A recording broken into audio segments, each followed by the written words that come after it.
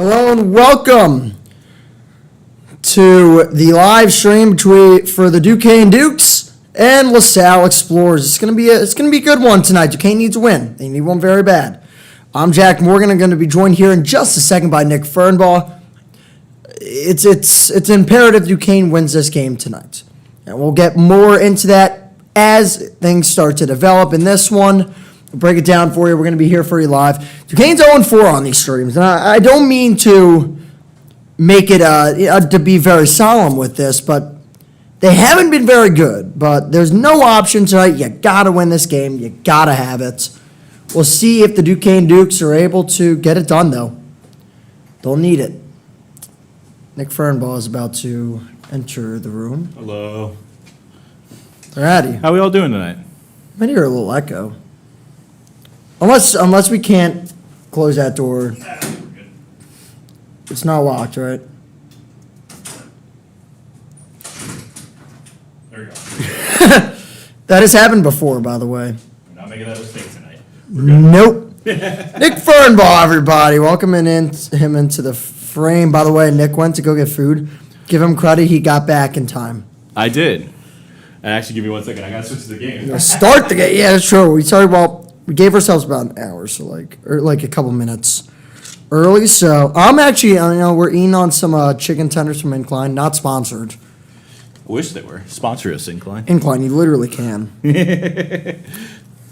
But I guess it was not I mean, it's hard to say. How do you feel about the way last game went? Because I feel like it's hard to take moral victories from losses, especially this late in the season. But, I mean, the offense played, in my opinion, about as good as they could. How I'd evaluate that game is outside just of the turnovers. You can say turnovers, but how I evaluate that game and how I evaluated it was that St. Bonaventure's shooters shot the ball incredibly well and scored some timely buckets. Duquesne fell behind because the points in the paint pretty early on and the turnovers, they were not able to recover in the end. That's sometimes what basketball is, a couple of runs that just don't go your way. And I feel like it was hard to gauge with St. Bonaventure. One, because we beat them the first time, and I mean handedly. But two, but also at the same time, that game we had 14 threes. It was That's not unbelievable. normal. It was an unbelievable game they played. It's obviously it's clear you can beat St. Bonaventure. It's clear Duquesne can beat a lot of teams in this conference. It's just inconsistency. Yeah. For Duquesne at its finest so far this year. Well, what I think will be interesting is Looks like at this point, I'd like to think, barring something catastrophic at the end of the season or the tournament, the A-10 is going to be a 2-bid.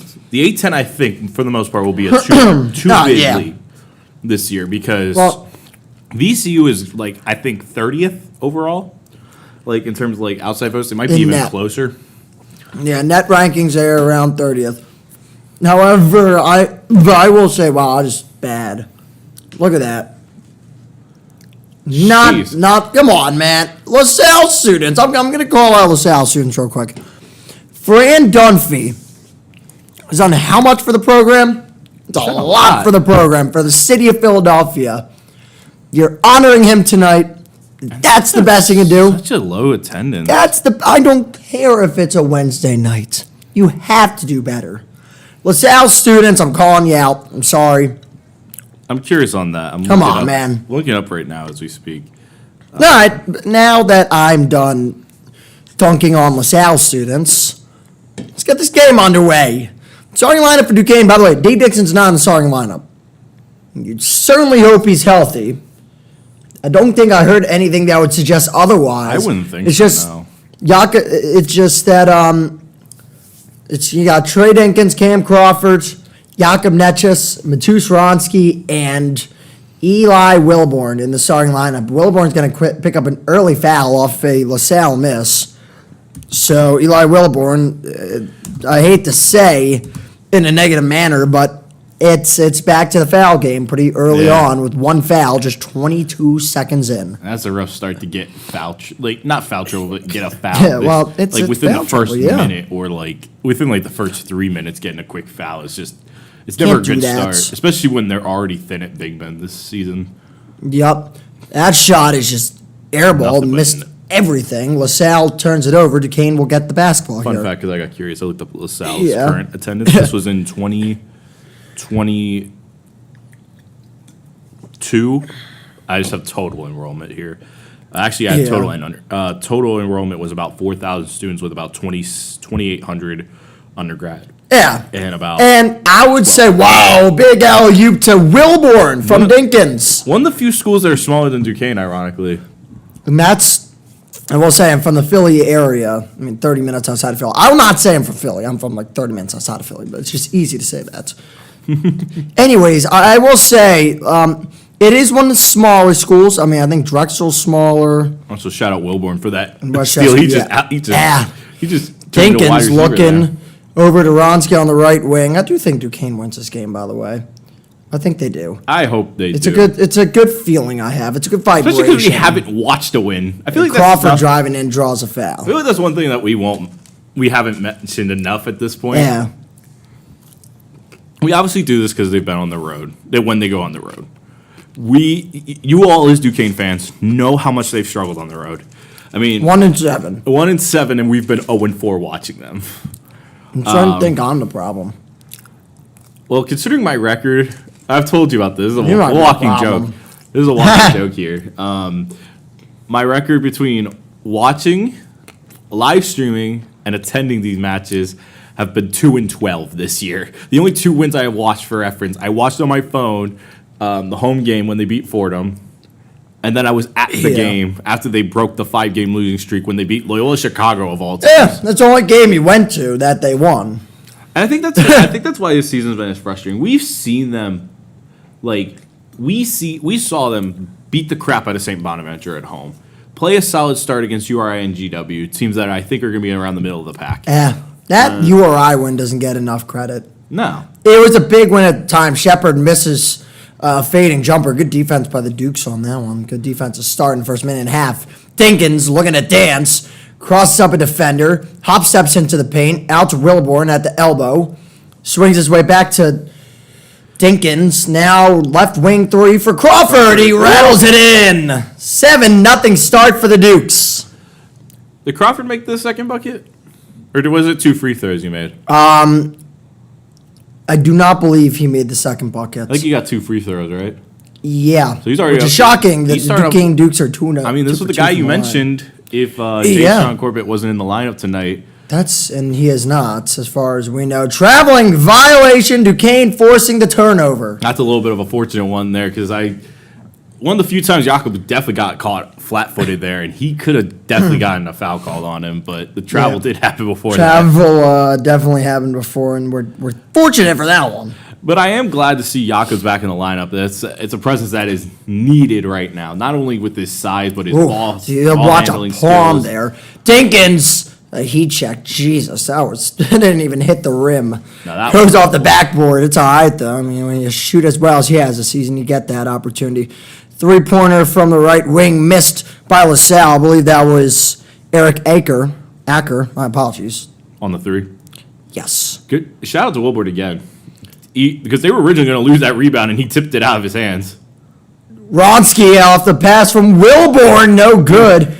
I don't mind it. Wow, and they turn it over again, LaSalle, that is. Netches comes in, and he draws the foul. And those are the plays that are going to be needed. Feeling good so far. There's a different vibe right now. Well, this is the strongest. LaSalle is gonna All season. LaSalle is no doubt gonna wake up a little bit, right? I mean, it would be. I would be shocked You would- if they didn't. you would at least start imagine, getting themselves yeah. rolling, but 9-0 is 9-0, 7-0 with a chance to make it 9-0 That student Is- section is pitiful. is about as good as you could have asked for when they've had as many road struggles this season as they have. It's like, yeah, I understand that there's night classes, but when you are honoring Fran Dunphy, come on, LaSalle, can we cancel it maybe? That's what I think A10 schools should do. I think Duquesne should do this. It's like once a semester you should cancel a class, you know? Like cancel like night class, be like, You mean yo, like Duquesne basketball, You mean like let's when go. we made March Madness? Yes, something like that. I mean, like once a semester, you got to the bring a viral good tweet. energy, man. Yeah, shout out Professor Healy. Professor Whoa, look at Netchus diving to deflect that one out of play. Great effort from him. Duquesne This is is what I flying want to see around. from Duquesne. Because again, I look at this Loyola Chicago game, and that's what's frustrating because they're not using that formula enough this season. One of the best games they played all season long was that Loyola Chicago game at home. They snapped the 5-game losing streak, and one thing they did, they constantly and consistently played for full court press. And I get it runs the risk of tiring your guys out, and they're not too deep right now with their lineup with guys like DeMichael hurt and Corbett out and possibly Dixon. Well, is Dixon in? Yes, That's he is. Dixon. Thank God he's in. That would have been a disaster if we only had one center. With them being stretched thin, and that's just something I feel like Yeah. is so needed. Great defense from Dixon. And now the Dukes push up ahead. Crawford on a lob. He slams it home and Oh one. my God! Cam Crawford with a Sports Center top 10 dunk. Wow. There was no way I thought that was working. What a lob from Matus, Oh my God. and he got fouled with that as well. Dang, Yeah, clothesline. God, straight out close. Cam Crawford and the Dukes have came out in a gear I have never seen all season from this Dukes team. Free throws good. It's 12-0 Duquesne. Could you 3 have a minutes better and start? 27 seconds in. I don't think you could. And again, this is what I Holy like. smokes. And again, it happened with that Loyola game. I keep mentioning it for the reason of that was the best game I watched them play all season. When they were playing Yeah. full court, they were trusting their plays. They might have drawn a lot more pressure and occasionally more fouls, but it led to this team, I think, playing more confident. This is the type of start you needed. Corner three for LaSalle. I figured they were going to score at some point. They do. Kicking off the scoring is Fasasi. So, Duquesne still up 12-3. Still a heck of a start for them. Tinkins with it. Out to Netchus. And a miscommunication with Dixon. But they get lucky that it was a flecked off LaSalle. And we get a chance to take a breath. Though I'm sure Duquesne doesn't want to. What a fantastic start from Duquesne. They are up 12-3. Cam Crawford brought the house down just a few seconds ago in a play that should be seen on SportsCenter Top 10 tonight. Oh, yeah. Holy moly. I mean, what a start he is having. He's already scored 7. How do I get to YouTube Studio and clip that in a fashion that is in 2 seconds? Oh my goodness.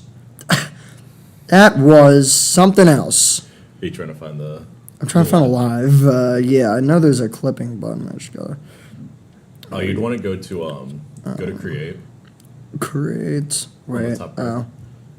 and go live. Oh, yeah. You should be able to find the live. Okay, here we go. Yeah, no, that was insane. That was nuts. We'll just set the 5-minute video, I guess.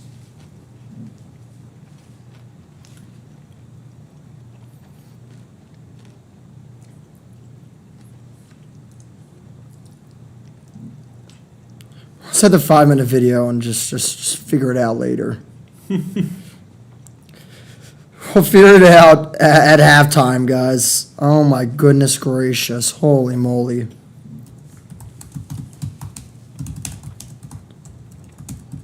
We got 4 viewers in here right now. I gotta say, thank you guys so much. So I'm gonna create that. I think that ends up being a video. I'm sorry. We will fix that in a second. But holy God. Get a start. Cam Crawford. Woo-hoo-hoo.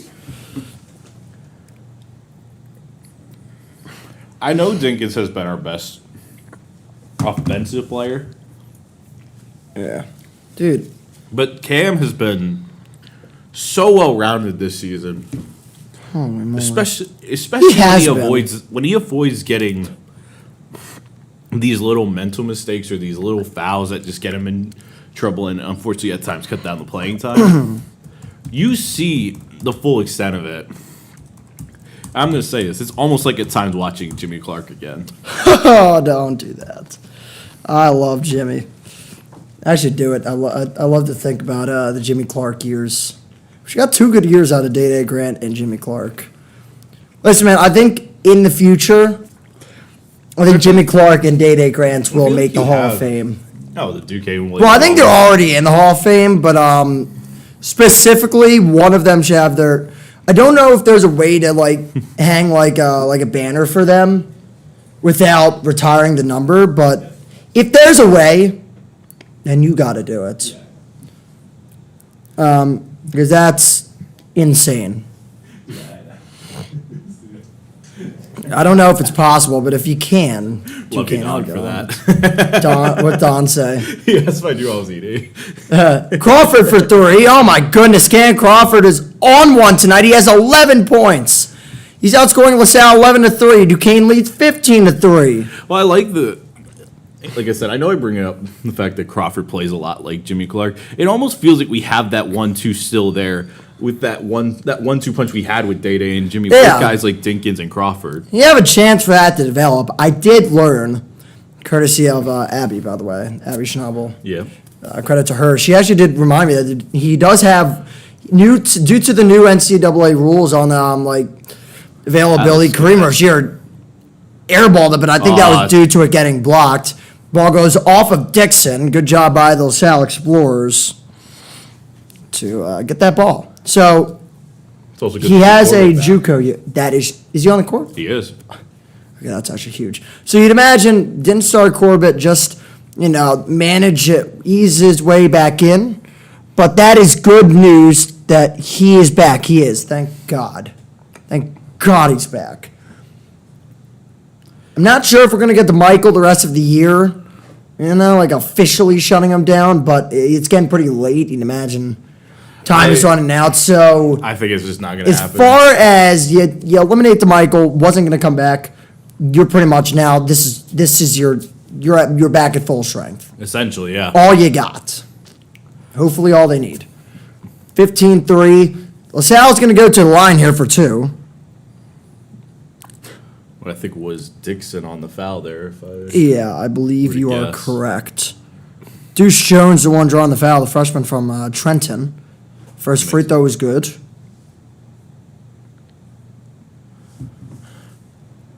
Who we got coming in? Got Edwards coming in for Wow, that is- what looked like Dinkins. I doubt it. I think that, or maybe Well, you're Edwards came- right. Yeah, no, I think it was Edwards Oh, for okay. Dinkins. Good call. All right. You're on it tonight, Nick. Well, let's hope the Dukes keep on it because this. That's true. Up Up by 10 right now. It's still early, but that's a good start for Duquesne. All season starts. Well, the magic number, unfortunately, it's been a number, and I know it's hard to attain in college basketball, especially in smaller conferences.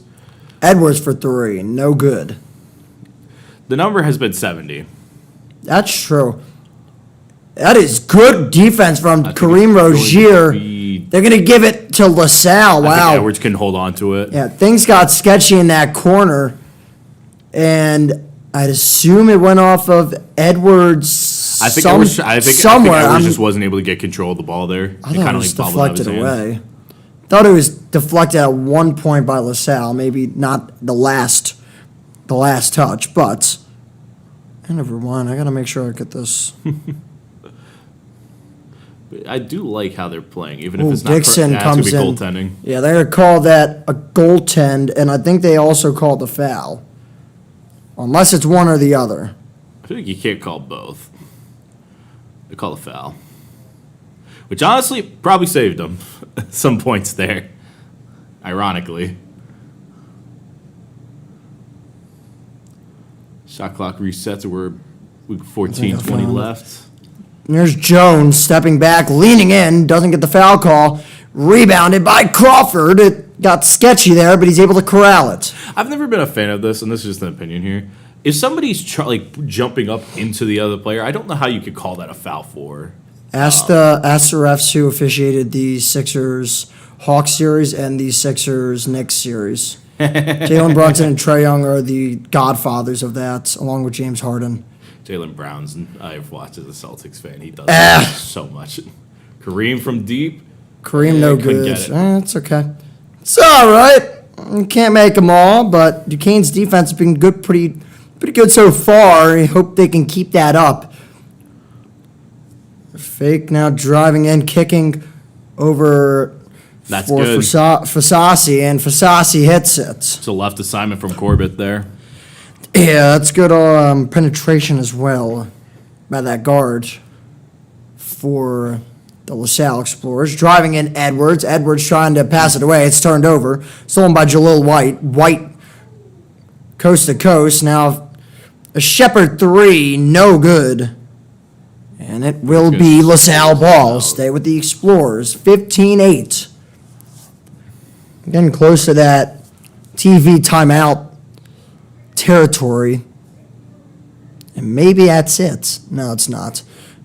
We are a minute it's 6 and under away and over away from that. So next stoppage under 12 minutes, but we got a few more possessions before that. Oh, late foul call, but probably the right call. Jalil right White call. drawing the foul. Duquesne has to be careful here. You don't want to let him into the game too much. You want to try and keep your And sometimes that's foot the on the problem. pedal. They just get on really cold streaks at times, and and when I mean cold, I mean like we're talking like zero Ice Kelvin, cold. like we're talking 0 Kelvin, like we're talking 0 absolute Kelvin is zero, crazy. because they'll go at times like 4 to 6. This I think in the Loyola Chicago game they opened like the first 7 minutes and then scored a bucket, or they scored like 1, That's true. and 0 Kelvin is probably the most unique way of saying because ice cold. there's just points where this offense just literally disappears into a vacuum. Second free throw is And- missed. Corbett with the rebound. And they just get on long stretches,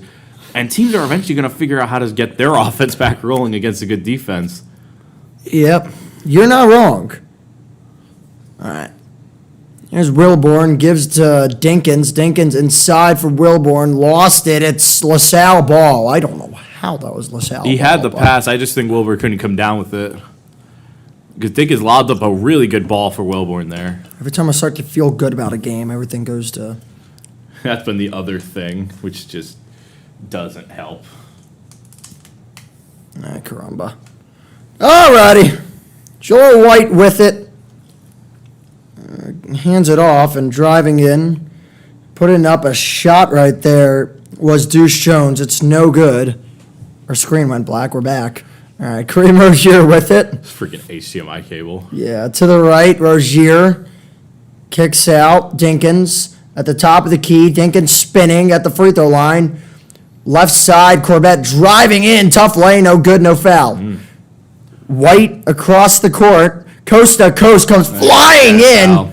And they call a foul on Wilborn. That's his second. We're going to go to a media timeout again, the under 12. It's 15-9. Duquesne gets outscored 6-3. It's so hard to stop when they're going coast to coast. It's just Yeah. you got so much momentum, and it's just so easy to. It's so easy to use your body to your advantage when you're getting that speed, and it's asking a lot to get the defender to kind of keep their feet set. Yeah. When It's trying tough to in stop the momentum, it's college game.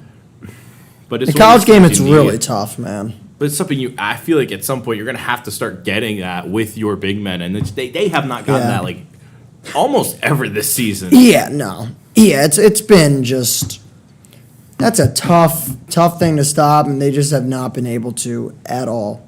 Oh, we have a mass of people going into the Africa room. Just a whole huge crowd. wow. What is going on out there? Well, if they can hear us, tune in on DSTV now. They can't. Okay. Yeah, probably not. Well, it was worth a try. I don't even know what face he just made of me, but I'm sure he is not subscribed, so he should subscribe to DSTV. Exactly. That's my conclusion. Subscribe to DSTV, sir. All right. Enough of that. Let's What do you check think, in boys? on the MSU versus Maryland game. Wait, how's that game going, by the way? That was rude. Fight, No fight, offense, I'm rooting raw for- team fight, I'm rooting victory for for Maryland. MSU. 11-10 MSU, 11:42 left in the first, so tight so far to start this game. That game. This game, Not making it 15-9. The two teams I will be rooting for in March Madness, if they both make it, outside of Duquesne, will be Maryland and McNeese. McNeese. I don't know if they're making it, but No, they probably are. They're crushing it in the Southland again. yeah, they gotta make the tournament. They gotta win their tournament though. They ain't getting an I think at-large. they will. As long as they do, They're yeah, nasty. I'll root for them. They are nasty. Absolutely. Like, I got some of the best defense I've seen in college basketball. I just down an entire energy drink and I'm fired up. At least it wasn't a bang. I don't like Bang Energy. I used to like Bang Energies, but now I can't really drink them. So I tried one. that's unfortunate, I tried one, and it feels like your heart's gonna like explode. dude. Those are, try playing a game of Fortnite while having one That's of those. called a horrible idea. Oh my god, I won a game actually. Fun facts. With drinking a Bang Energy, I think and think my Mountain Dew heart is too almost much caffeine. exploded out of my body. I could feel it in my veins, my heart's just pounding. It was the worst idea I've ever had in my life. I feel like Mountain Dew and 2 cups of coffee is too much caffeine. Probably do the trick for you. Probably. As we get back rolling. Ah, boy, for Saucy, I don't know how there wasn't a double dribble or something. Didn't look right. Wow, that's a great set of moves by White. No good, rebounded by Edwards. Up to Dinkins. Duquesne doesn't have numbers, but they will get it across the court. And now Dinkins steps back. Dinkins has looked really good over the last stretch of games. So No, he really has. He has been a weapon And he's so offensively. consistent as well. Yeah, consistently just strong this year. Here's Dinkins out to Wilborn. Wilborn on the right wing, back to Dinkins. Dinkins crossing towards the center, driving in, kicks out. Rozier wide open three. Got it. Range They it. needed it. Kareem Rozier, the lead, back up to 9. I feel like the Bit of a biggest cold smell there. the biggest thing that could stop Duquesne's kind of inconsistent form, and especially Rozier, Yeah, agreed. it's getting out of these spells, and especially it's so much worse for them on the road. They had stretches against like Dayton and Richmond where they'll go, Yeah, like we said, they'll go agreed. like 5 to 7 minutes where they just can't score, and it's those instead of wow, what a block for Whoa. Wilborn, and wow. Wilborn almost got the steal as well. Now inside, they had to put it up, and it's going to bounce in. Are you kidding me? Wow. That's ridiculous from the definition of Demetrius Lilly. That's sometimes the definition of doing just about everything right. Oh my but the result God! You not know what? going You your know way. what? You know who this dude is? Yeah. So I don't know if anyone knows or anyone watches from Council Rock North. Council Rock North had my senior year. They played Lower Marion. Wow, Eli Wilborn sent that into the second row of the stands. But they had a game against Lower Marion, Kobe's high school, by the way. For those who want notoriety, there you go. The guy that they went up against and got cooked against. My boys, I knew the guys on the basketball team. They played against a guy named Demetrius Lilly. Oh wow. 6'9", 245 pounds, junior forward for Salle Explorers. 6'9". Just scored that point. Is it not hilarious how things come full circle sometimes? That's insane. Fusasi, hands off, and Oh now no, Sassi on Kareem is a very that's big mismatch. that's a bad idea. Oh no. Lilly, because he's probably going to torture us tonight. Driving in, he lost it. Shot clock violation. Duquesne locking all windows and doors, as Mark Zumoff would say on that one. Love you, Mark. Old Sixers play-by-play guy. Still around. He actually teaches at Temple, just down the road from LaSalle. Oh really? Yeah, that was part of the reason I almost went to Temple. Fun fact. Alrighty. Now out to the corner, right corner, Netchis. Netchis. No good. He's set a cold spell on threes. His last game was against Dayton, so continuing that cold stretch, he's going to look to bust out of that tonight. Wilborn guarding White, and guarding him well, dare I say. Here's Jones over back for White. White guarded by Wilborn. Shakes Wilborn. Wilborn's back to defend the shot. It's no good. It was a little runner fading to the side that missed from Jalil White, my apologies. Working in there is Edwards. Can't get anything going down the left post. Now at the top of the key, Max Edwards. Edwards driving, spinning from the free throw line. Shot heavily contested, no good. Might have even got a piece I think of it got blocked. Yeah. Jones So for three, no good. Rebounded by Fusasi. And McKeithen driving in, he got it to go. Corey McKeithen. Haven't heard his name much tonight, but he makes a basket there. He makes it happen. They needed that too. Those are the mistakes Duquesne can't be making at this point. It seemed like they finally started getting out of the problems of getting out rebounded, and now they gave up a big rebound, and that led to a drive that scored a bucket. And oh my goodness, Duquesne turns it over. Rozier went flying onto White, who ended up coming away with the ball. McKeithen fading away. That's insane if it goes. It doesn't. It was well contested by the Dukes. Here's Rozier spinning around one, and the foul is called on White. Kareem Rozier doing a great job protecting that ball. Duquesne still leads by 5. We go to the under 8. Offense slowed down a little bit for the Dukes. Picked up a little bit for LaSalle, but Duquesne still getting enough stops to overcome the struggles offensively after the first 4 minutes of play. Gonna go for a second and get that clip of the dunk, and I will be back.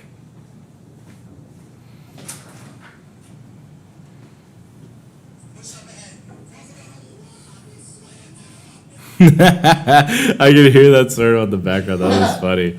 Nah, but I mean, as we're reaching the 8-minute timeout, I mean, it's been a very fun game. Obviously, it's nice to see your team winning, and it's very rare to see. It's very rare when we've been on the stream when they've been winning. So it's been a good overall. They've had a good overall run of form to start off the game. They've played pretty tight basketball, pretty disciplined. It's not perfect, but it's been very, very well made. I mean, that audio is getting me so bad. That audio is getting me so bad. Did you actually upload that? Did you upload that? Or are you editing that right now? Yes, that's definitely going up. I can close this, right?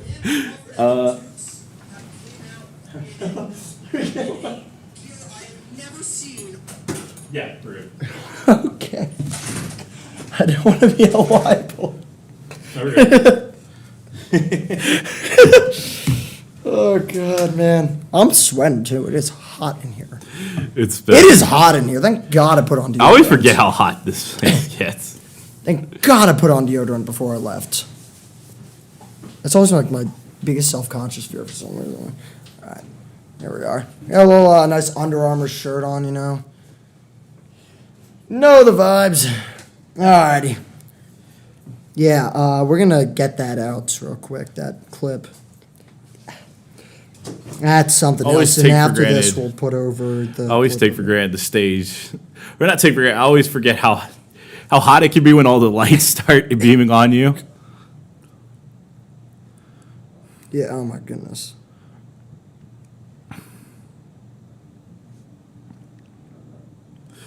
Oh my god. Oh my god. Wow. We get ready to go back. Is 18, that was insane. 13 Duquesne at LaSalle.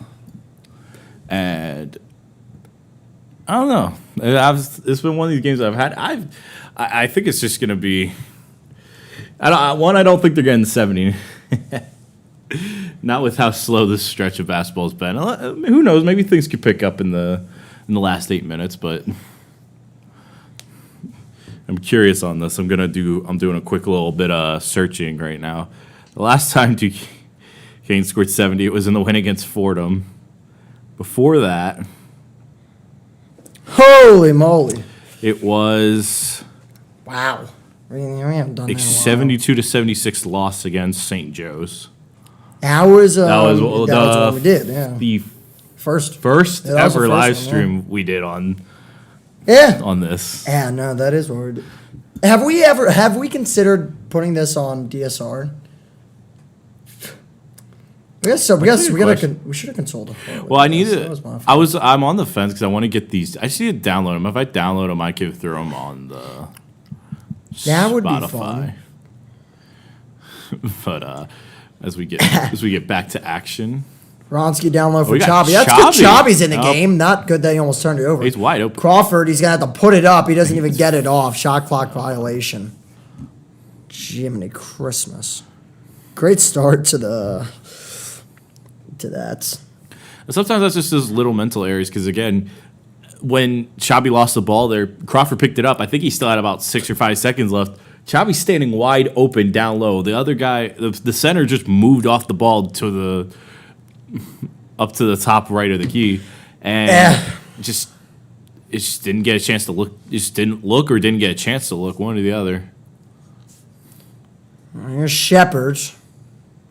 Shepard moves to his left. Shepard to Jones.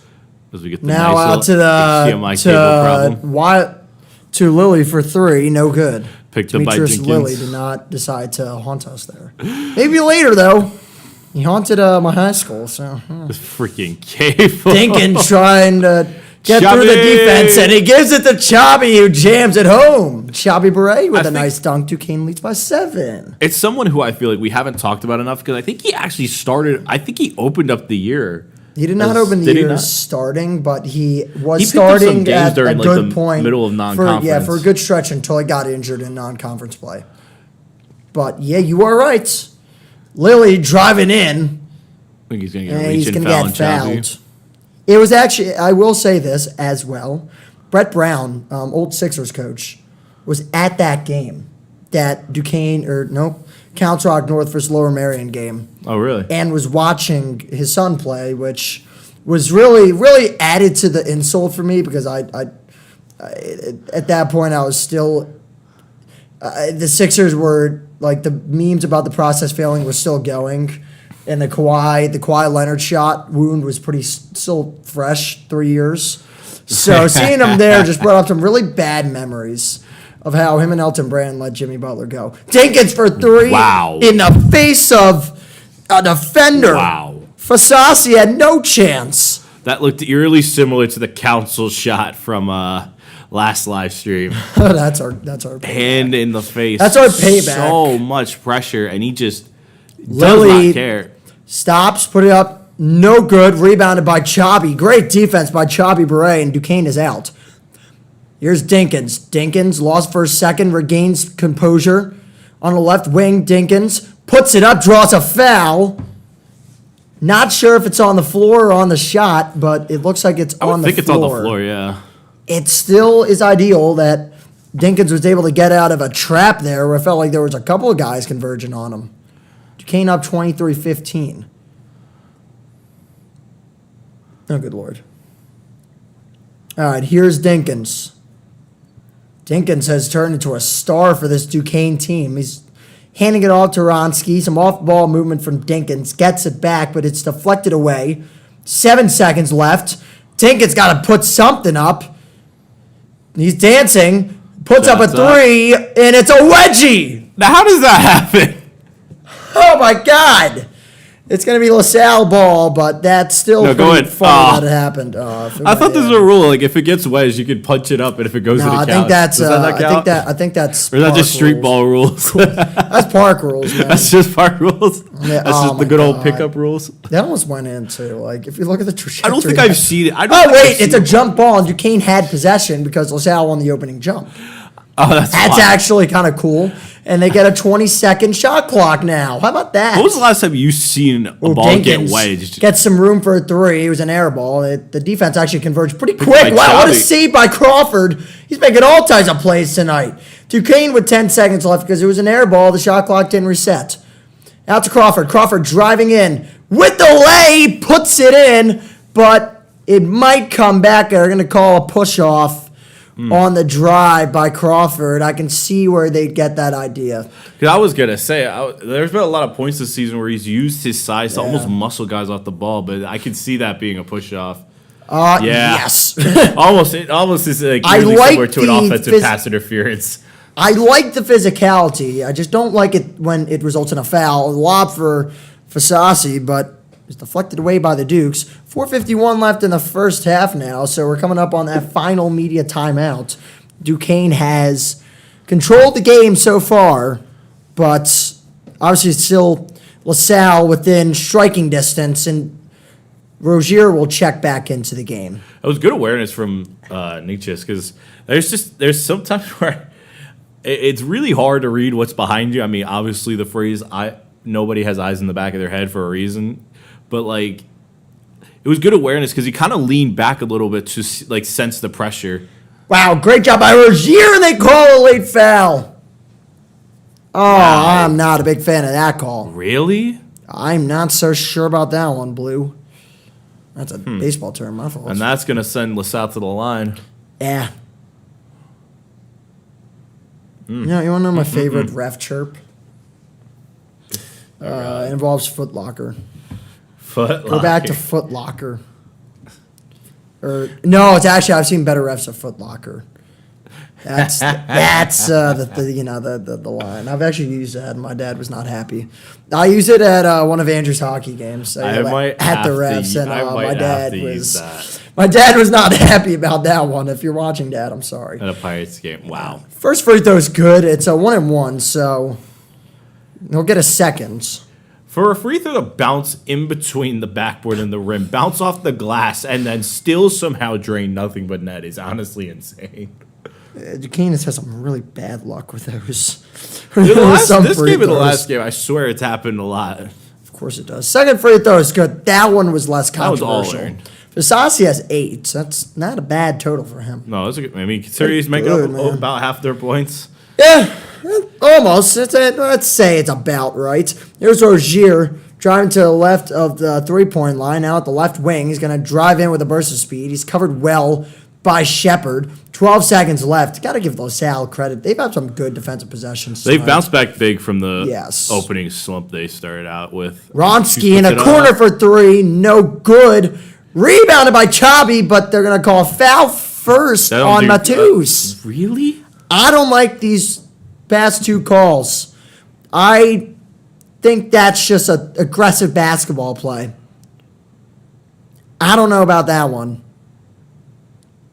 I mean, was there something you saw there? Because, I mean, maybe he pushed off the same way Crawford did, but, like... I didn't see anything. I feel like that's really pushing it. I've been pushing it the last 2 calls. So that's interesting, and now Zal's just gifted possibly 4 free points here. I'm not a big fan of those calls. I'll tell you how it is. Not a big fan of those. Regardless, Duquesne has to adjust because that is a part of the game. Unfortunately, like it or not, I mean, and what's wild is those are Shepard's first 2 points, and he's been probably one of their biggest offensive weapons. They've kept him pretty much completely on wraps the entire game. Nope, absolutely. All right, here's Rozier. We're still coming up on that under 4-minute timeout, just for the record. I know I said it about it feels like a while ago. Yeah. There's Rozier and had like 5 million fouls in the last 20 seconds. There's Corbett at the top of the key. They're going to call a foul. It's going to be on LaSalle this time. And there's exactly 4 minutes on the clock, so that's going to be your timeouts. Yep. 23-19. LaSalle is slowly cutting into that lead with every timeout. So it was 9, it was 6, it was 5, it's 4 now. 23-19. Exactly 4 minutes to go. We got you covered the entire game here on DSTV. I mean, just interesting game so far. Duquesne with a heck of a start, but haven't been able to really extend that lead. Give some credit to LaSalle. They've done well on defense, but Duquesne's got to be better. I saw something funny. Yeah. There's a group chat with a bunch of my friends from back home. Yeah. And one of my friends, I just dropped my first episode of my podcast out with him and shout out. Yeah, Postman. Postman Pod. In the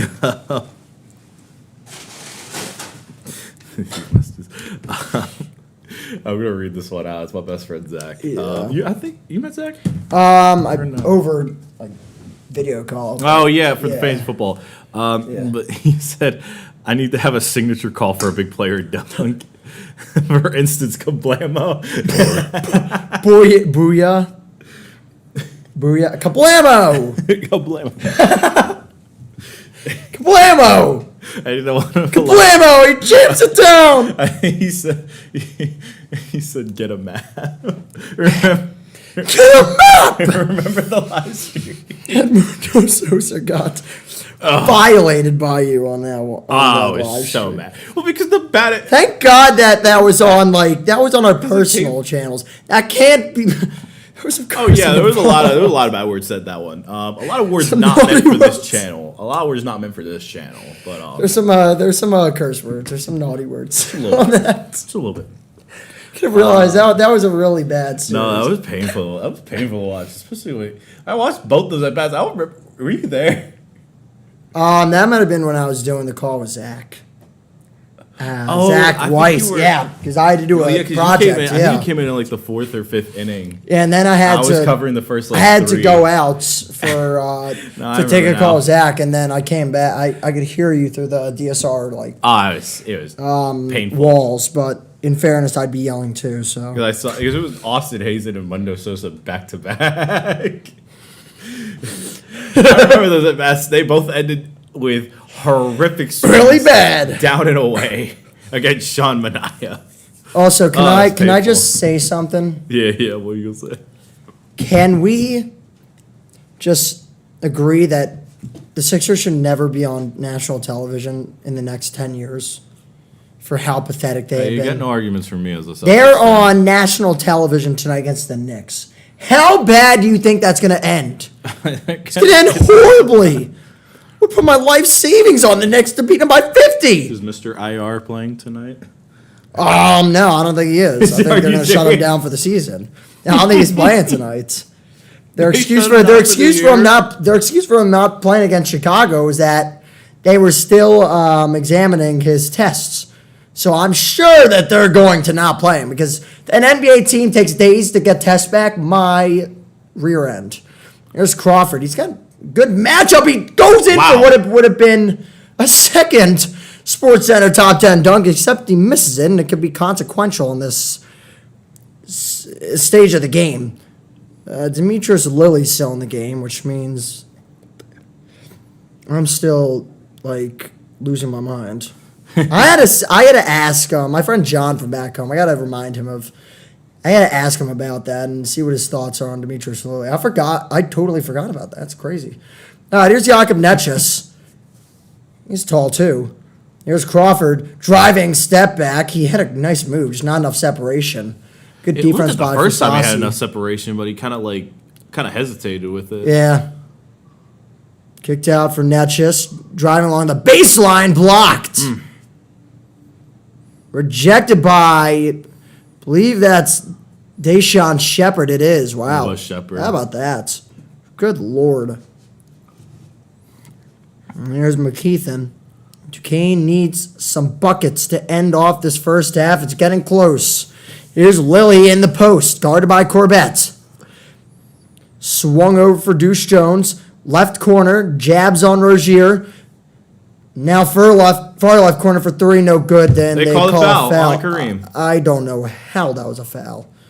But they call it. It's going to be 3 free throws for Mr. Jones. That's an awful call. I'm That is a. going to keep it to that is myself an for now. 'Cause Awful maybe call. some things change in the second half, but this has been Some. Duquesne has gotten screwed on from my count. very 3 lopsided. calls. 3 calls. Duquesne has gotten. Because it seems like they've let jobbed. LaSalle, they've allowed LaSalle to be pretty physical. That one I'm not arguing with too much because I No. think Kareem tried to jump up and tip it, and I think he got too much of the I hand. don't think that's a foul. But the at other all, two- man. I didn't even think Really? Kareem came close. No, he shuffled and like bumped into his arm, and I know that's light, and that's just annoying. That's not a but good call, man. It's something that's going to Especially get called when every it time. feels like a couple of times Duquesne has deserved a foul call. I'm not the bit biggest that- fan. yeah, it's just 9 the bit that's, fouls, and like, I don't think confusing to they've me. committed 9. So That Duquesne, seems like that they've was. let LaSalle play a lot more physical. I would tend to agree. It's early though, and with that, by the way, the last 6 points from LaSalle. Free throws. Yeah.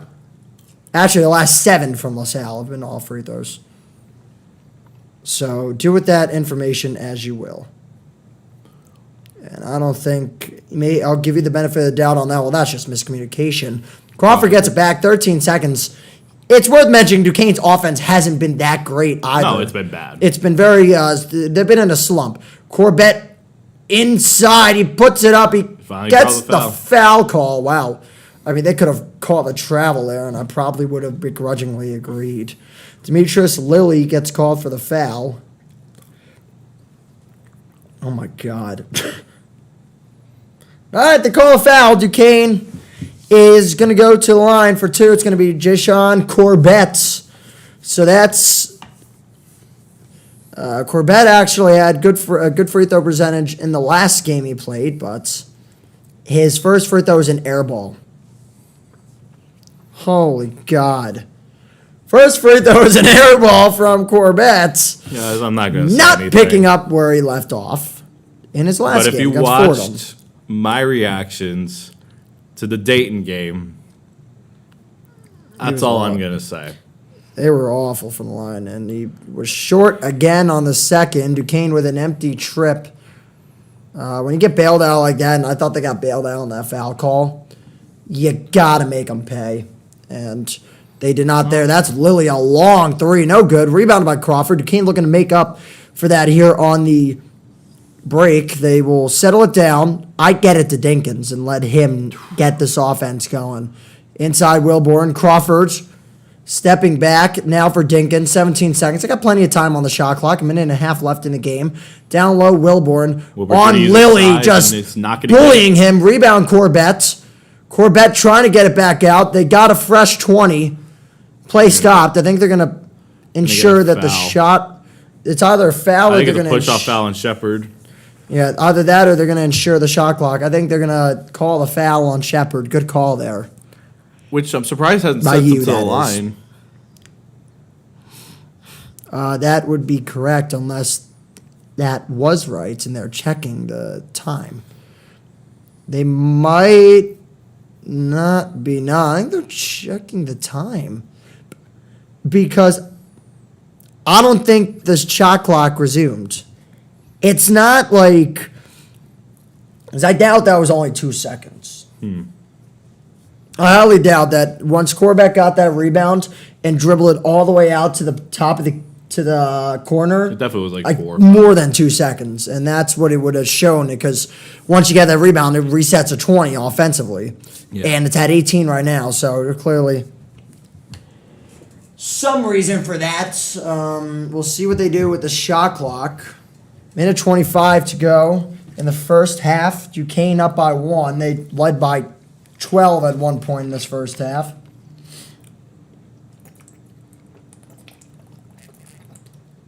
Boy, might have to run the market for a water at halftime.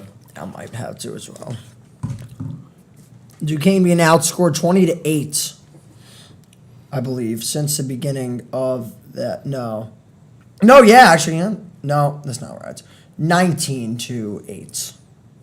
Since they went up 15-3. Well, that's now my guess. 19-6 because or something like that because Trey Dinkins just a mile away. 19-11, I think it now is. Trey just decided to pull it from the moon. Halfway between the 3-point line and the half. Screw the 20 seconds being reset. He didn't need it. Driving in and losing it was, I think, Fasasi. Regardless, they get it back. 6 seconds left on the shot clock. McKeithen for the parking lot. No good. Goes off the shot clock. And it's Duquesne ball. 34 seconds left. 34.9 to be exact. They got a 4.9 second differential between the shot clock and the game clock. 5 threes made in the first half for Duquesne, just 2 for LaSalle. And they're going to have Edwards check in for what looks like Corbett. So you'd have to imagine more of a 3-point type. I think it's more of a foul type thing. That's after watching those. That's also possible. Free throws, but you're going to set in your best guy for free throws. That's certainly a good insight there. I think I like Edwards more offensively than Corbett's driving and making something happen if need be. But I think this is going to be Dinkins, his shot to take. It's going to be a lot of ISO here as we get a nice terrible time. Wow, I don't know how Wilborn got the ball, but he did, and he hop steps in and scores 28-22. 3 seconds, 2 seconds, 1. Just nothing careless. And wow, he made it. Way. A buzzer beater, and we apologize we don't have more info as to how that happened because LaSalle's camera guy dropped the ball on showing us that shot, but it looks like it was McKeithen who hit it. It's 28-25 at the half. You Wow, that's a gotta be huge kidding shot. me. That's huge. Wow. Ay caramba. You kidding me? What the heck was that? That hurts. That hurts, man. That's been the state of this season, honestly. That bucket right there. Yeah, it's pretty familiar, man. It's unfortunate that.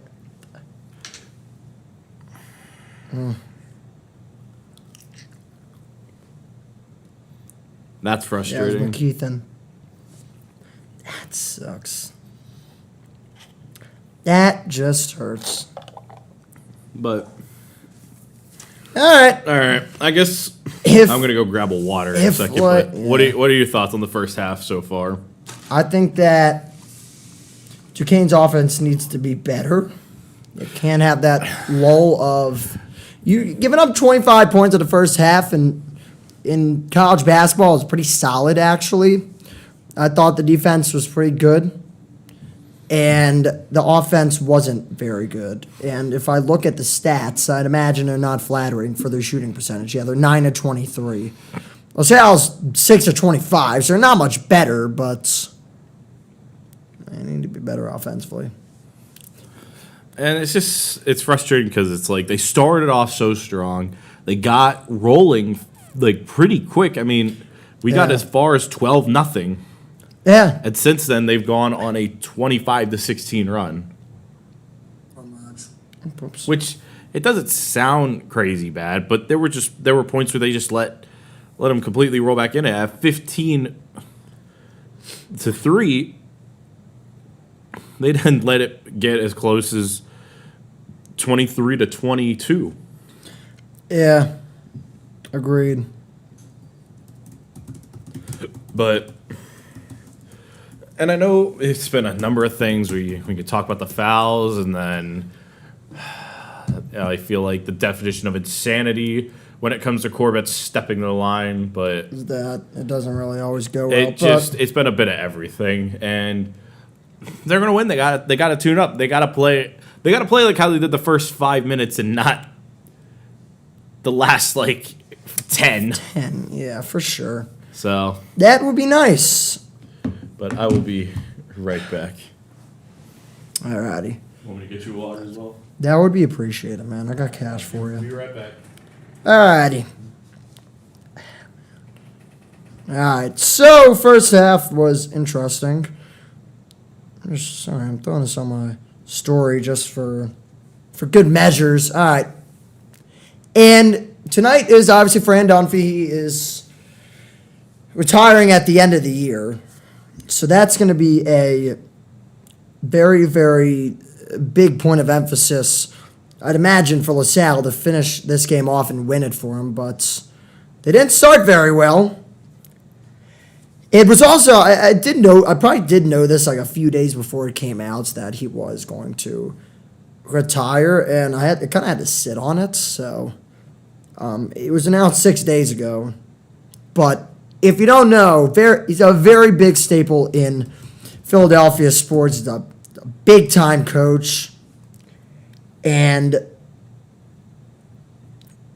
I mean, he's going to transition into a new advisory role is what his I guess, whatever they're telling us is. So, I don't know. I think that I do think that is going to matter.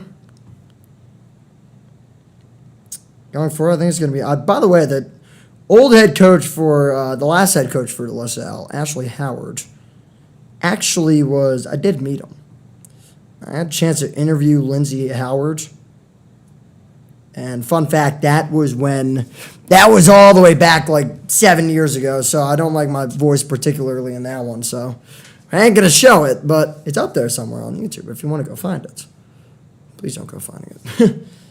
Anyways, halftime's here. We're gonna take a look at some of the scores around the league.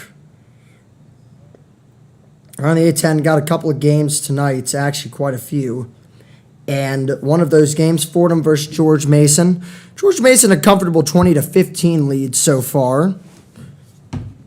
7:46 left in the first half. Duquesne was one of the only games that Duquesne-LaSalle was the only game in the A10 to tip off at 6:30. So all these games are in the first half pretty comfortably.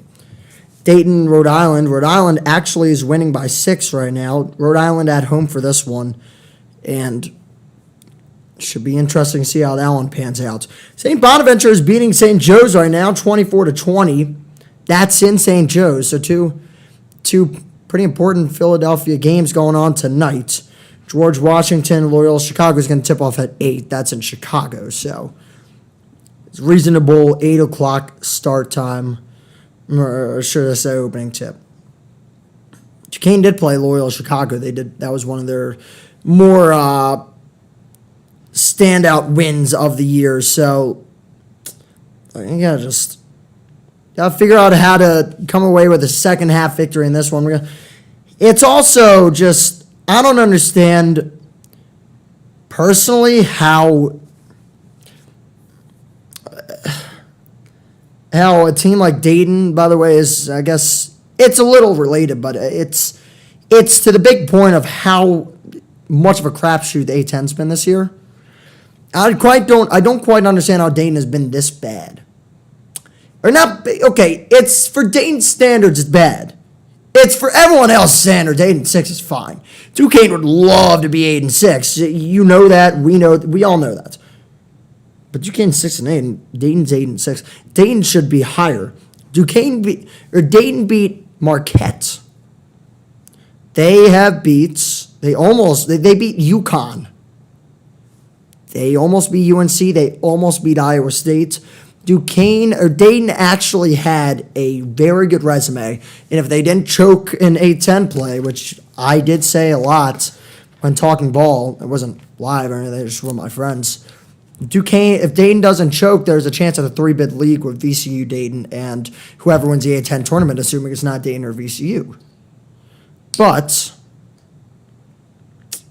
Dayton did not do their job. They're not going to make the tournament with an at-large bid, which hurts the 3-bid league.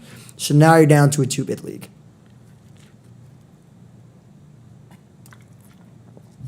Brutal scenes.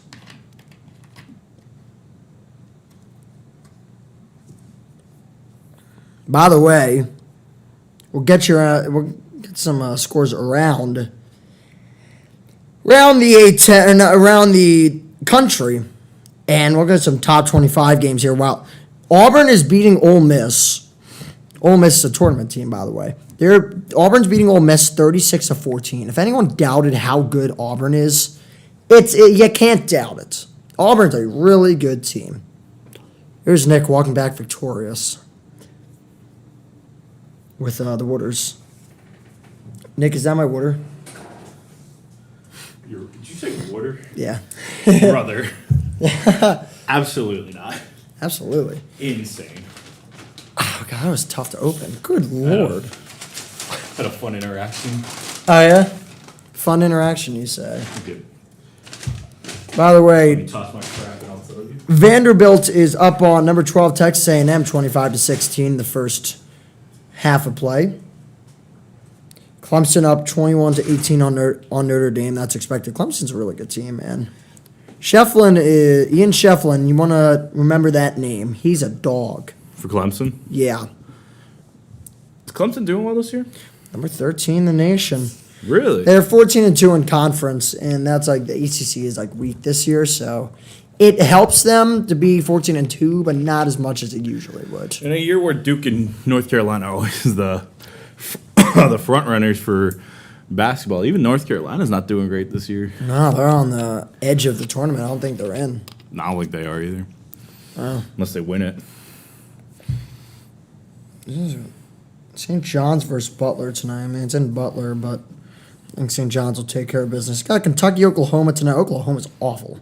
They're 4-10 in the SEC. Which is wild because when they started up conference play, I think they were ranked like 14th or 12th. They've just been free falling. Any A10 news? I went over the scores. I can go over them again for you. Get your reactions. GMU up on Fordham 20-15. Not shocked there. Rhode Island up on Dayton 25-21. Are you serious? St. Bond, that's in Rhode You Island. said but Dayton's losing to URI? yes, it is in Rhode Island. However, and that's that's actually insane. not good for us. Rhode Island is also 6-8, so it would be nice for Dayton to win that one. St. Bonaventure and St. Joe. St. Bonaventure's winning 33-27. You're kidding. As I said for the last game, that's not good. This is not good. You need those two results to flip if you're Duquesne. Another big tilt going on tonight for Duquesne's hopes. GW versus Loyola Chicago. Oh, they definitely GW need Loyola. GW is 7-8. They need Loyola to win that game. So if Duquesne can win this one tonight, and St. Bonaventure can go down, How far and up is- GW can go down, Duquesne will jump 2 of those spots. How far up is St. Bonaventure? Or like in points against St. Joe's? St. Bonaventure is now only up 33-30. It's in Philly. I think St. It Joe's will be feels fine. like they'll probably get it done. I think that St. Joe's got it The done. URI one's the surprising one. I always thought Rhode Island was undefeated for like 10 games to start the season. But they played a pretty soft start of the year from what I remember. Yeah, Them but and George Mason they played beat like two of the Providence. softest ones. I mean, yeah. Providence actually was like pathetic. They lost like a couple of A-10 teams. Yeah, Providence is not good this year. Yeah, which is Like crazy. Rhode 'cause Island had a pretty soft start. Georgetown's on the up and up. Oh yeah, it's good basketball in Maryland, baby. Yeah, now for sure. Also, that game between MSU and Maryland is 23-21 Terrapins at the break. At the half, that's insane for Big Ten. Well, it's actually fitting. Remember the Now other Big I Ten want game? you. You remember What? the other Big Ten game like a night or two ago? Oh God, well, It was which one? Michigan, Nebraska. Go find that score. Oh God, was that a bad one? I think 8-10, but worse. Well, that's really bad because 8-10 games can get really It was bad. like Monday. Michigan holds off Nebraska 49-46 for its lowest scoring win in 17 years. You don't say. 49 Shocker. to 46 is insane. I will say this: a low score. You got to plug in your PC. Your battery's running low, sir. Sir, Sir, yeah, I said. not charging. Yeah, I guess not. I don't think it's plugged in. That's not cool. That sucks.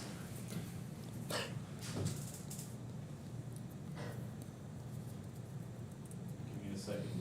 I don't know why it isn't charging. Bro. Still not charging? Oh. Oh, it's charging! Woo! I figured out why. Can we get a DSTV logo in the back? I'll try to do that for next season. Unless we do this for lacrosse, which I seriously doubt. I'm not sure we will, but I'm not. Let's not say I don't- never. Let's Maybe. not say never. If we do it for lacrosse, it would probably be by request. And it's not that we're anti-lacrosse. I want to put that out there, but you got Schedule's busy, A10 and I think tournaments. they also have a really weird schedule sometimes Yeah. when they play.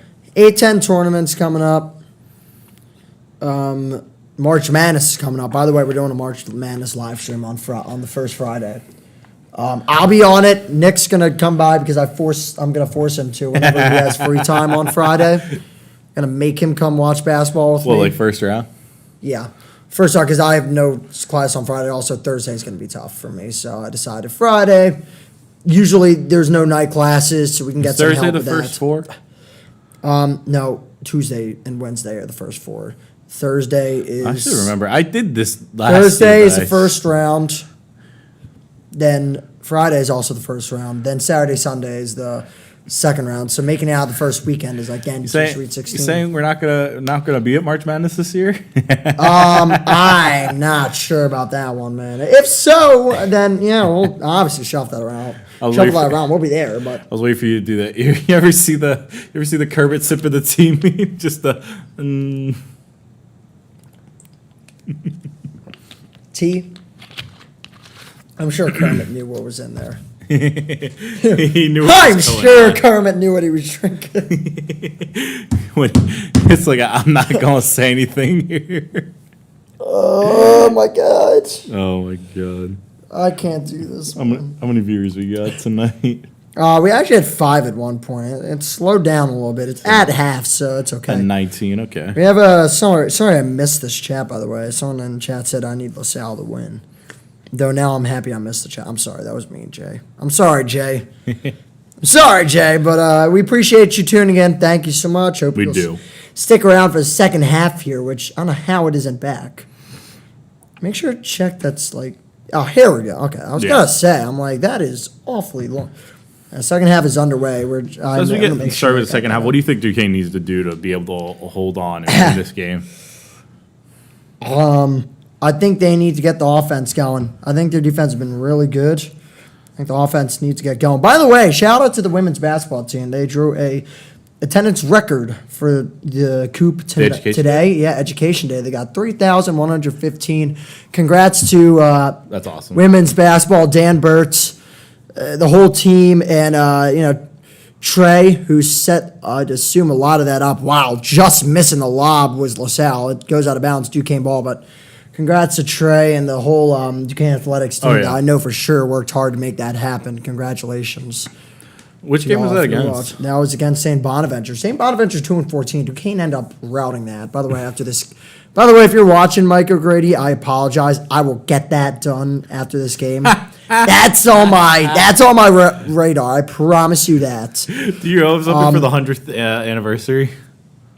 I didn't know. Is that the 100th anniversary I shoot tonight? That's what I've been hearing, but Oh, good lord. Whoops. Yeah, I better go. I apologize. Jiminy Christmas. Though I can type very fast, so we're gonna really have to dial in there, and we will. Second half, here we go. figured out why my computer wasn't charging.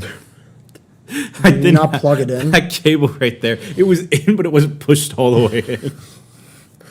This is. Hi guys, I am smooth brained. Yes. Listen, this is when. Listen, 2 sports info and media majors can make a live stream run. It's just there's always going to be one part of the live stream that's a little finicky. Me and that was technology are tonight not best computer. friends some days. No, He's gonna get a not foul. many days. That wasn't a foul. Oh no. It's not a foul. They Oh, didn't they call get the it. rebound. Well, they might call That a one's foul gonna be a now, but foul. that's not a foul. He made it. I can't believe he And he made made it. it. Great contest by Netchus. It just didn't matter Mm. because Jaleel White decided to put that up and make an incredible buckets. Yippee! Here's Dinkins. He's been pretty good. Crawford fakes corner. Ronsky 3. Bong, no good. That would have been nice if he would have made it.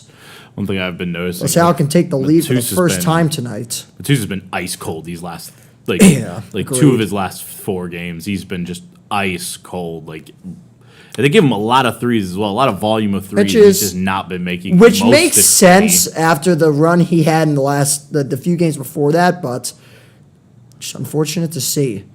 Spinning Whites can't do anything with it. He traveled. Great defense inside by Duquesne. The interior defense doing well there to lock all windows and doors. And if you're looking at LaSalle, what do you think Yes, and LaSalle keep- has to do differently if they're going to be able to? By the way, yes, I'm going to Get the keep lead on back. quoting Mark Zumoff.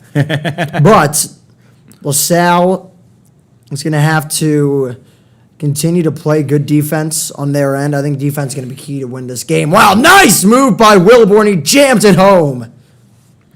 We talk You about can't nice give up defense. buckets like that. Oh my God, do you see that? No. There's one of those like, you know, car dealerships. They have like those inflatables that like. Oh my God. There's one in the student section. I swear to God. The flailing inflatable. toy. Yeah. Oh my God. This is A10 basketball. Oh my God. Wait till you see. All I need is the it. confetti to drop. McKeithen for 3. Oh, don't say the confetti. That was PTSD. That gave me a heart attack. I thought we were going to lose that Explain game. Explain that for all the viewers. So around 17, around this time in the second half in the championship game, Duquesne versus VCU ran like 17 minutes. Obviously, you see it? You see it in the stands? Yeah, I see it. As a nice spinning bucket by Netchus. Hopefully he gets back on the horse here. But in the A10 championship, second half, like 17 to go, still very. It wasn't as tight. Duquesne, I think, had been leading by double digits at that point.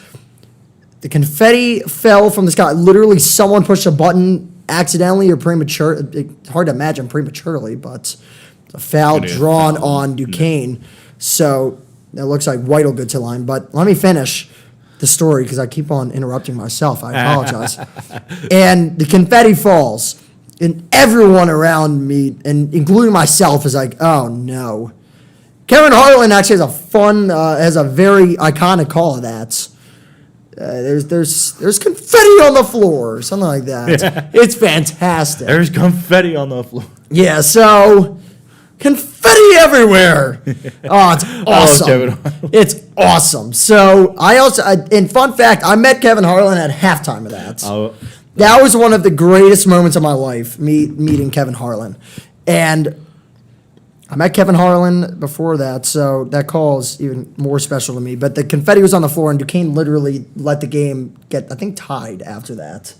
The game ended up being within, like, a single score after that. And I swore to, I don't know if y'all know Rebecca Josriak, but I swore to her up and down the game that we're going to lose it. I'm like, dude, we might lose this game. She was getting so mad, and I'm like, I'm telling you. But anyways, that's a confetti story. And when you say confetti, I swear to God, it gives me a heart attack because it's like, dude, that was so just dissipating. And it would kill the vibe tonight. Netchus fading away. He got it. Big bucket from Jakob Netchus. He's had some very tough buckets on the last few possessions. Was not expecting the fade away for Netchus there. I was not expecting Netchus. Never does that.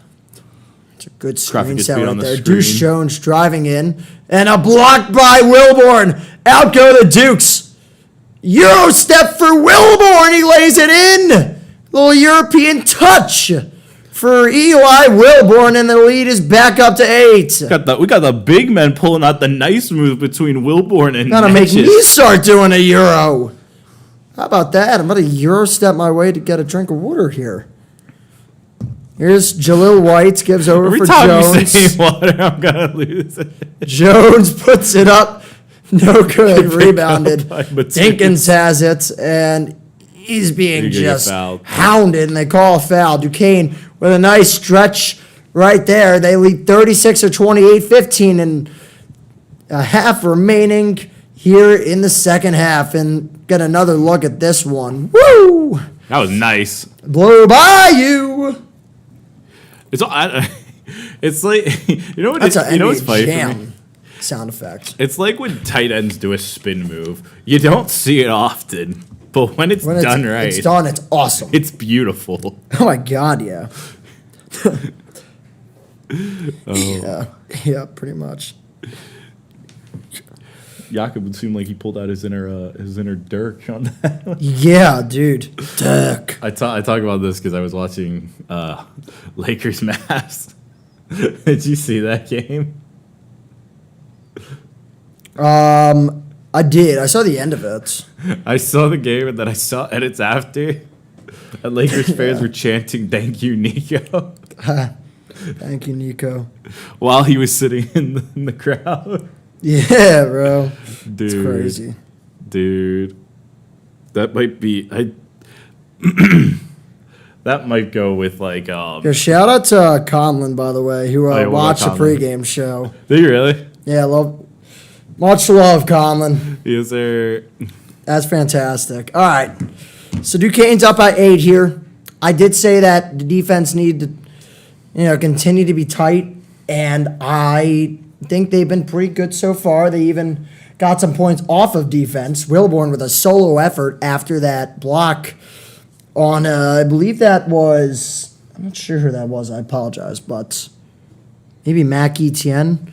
But coast to coast for a nice Euro lay was what followed. So I got to say. Wait, needless to cash my bet. How are you guys watching the game? We were watching it on ESPN Plus. Yeah. Jay. Yeah, I apologize, Jay. This is not a good start for your bet. Not a good... What was your bet? Was it straight up? By the way, appreciate y'all. We're back up to 4 concurrent viewers. Really appreciate it. We got another once again, comment, and subscribe. Every comment, every subscription helps us a lot. Student-run Would it be bad faith to organization. mention Man. my bet? I don't know, man. Well, I was You've been around here 2 years longer than I have, Yes. so that's all you. You know, it's okay because I didn't put. It's Duquesne legal down. now, It so- was it was an 8-leg bet, and I only won 3. 8-leg? It was only $5. That's a sucker. It was only $5. I wish I could sacrifice $5. But it was just right all now. money lines. It was all money lines. The 3 I won Yeah, were VCU, Okay. Alabama, and Akron. Ohio lost. Army got smoked. Skibbity, Ohio. Okay, I'm sorry. Pitt lost. Pitt lost. I'm still bitter lost about that. again? Freaking Georgia Tech. I was so mad. Florida. Pitt has actually Florida, been disappointing. Florida. Number 3, Florida. Florida lost to lost? Georgia. Oh my God! And Oh, Georgia's that's bad at I basketball. remember that. Yeah, they're that's down by right. like They 20 stormed at the one courts. Ronsky for 3, it rims out, but a foul's called inside. Dixon draws the foul, but I remember seeing on Twitter the other day that they delayed the court storming, and there was a guy, Ryan Hammer, on Twitter who rates the court storms. He wasn't a big fan of it, and I got to be honest. I don't blame Georgia for it and their admin. I blame the NCAA for it, and I know that was a big topic a couple years ago.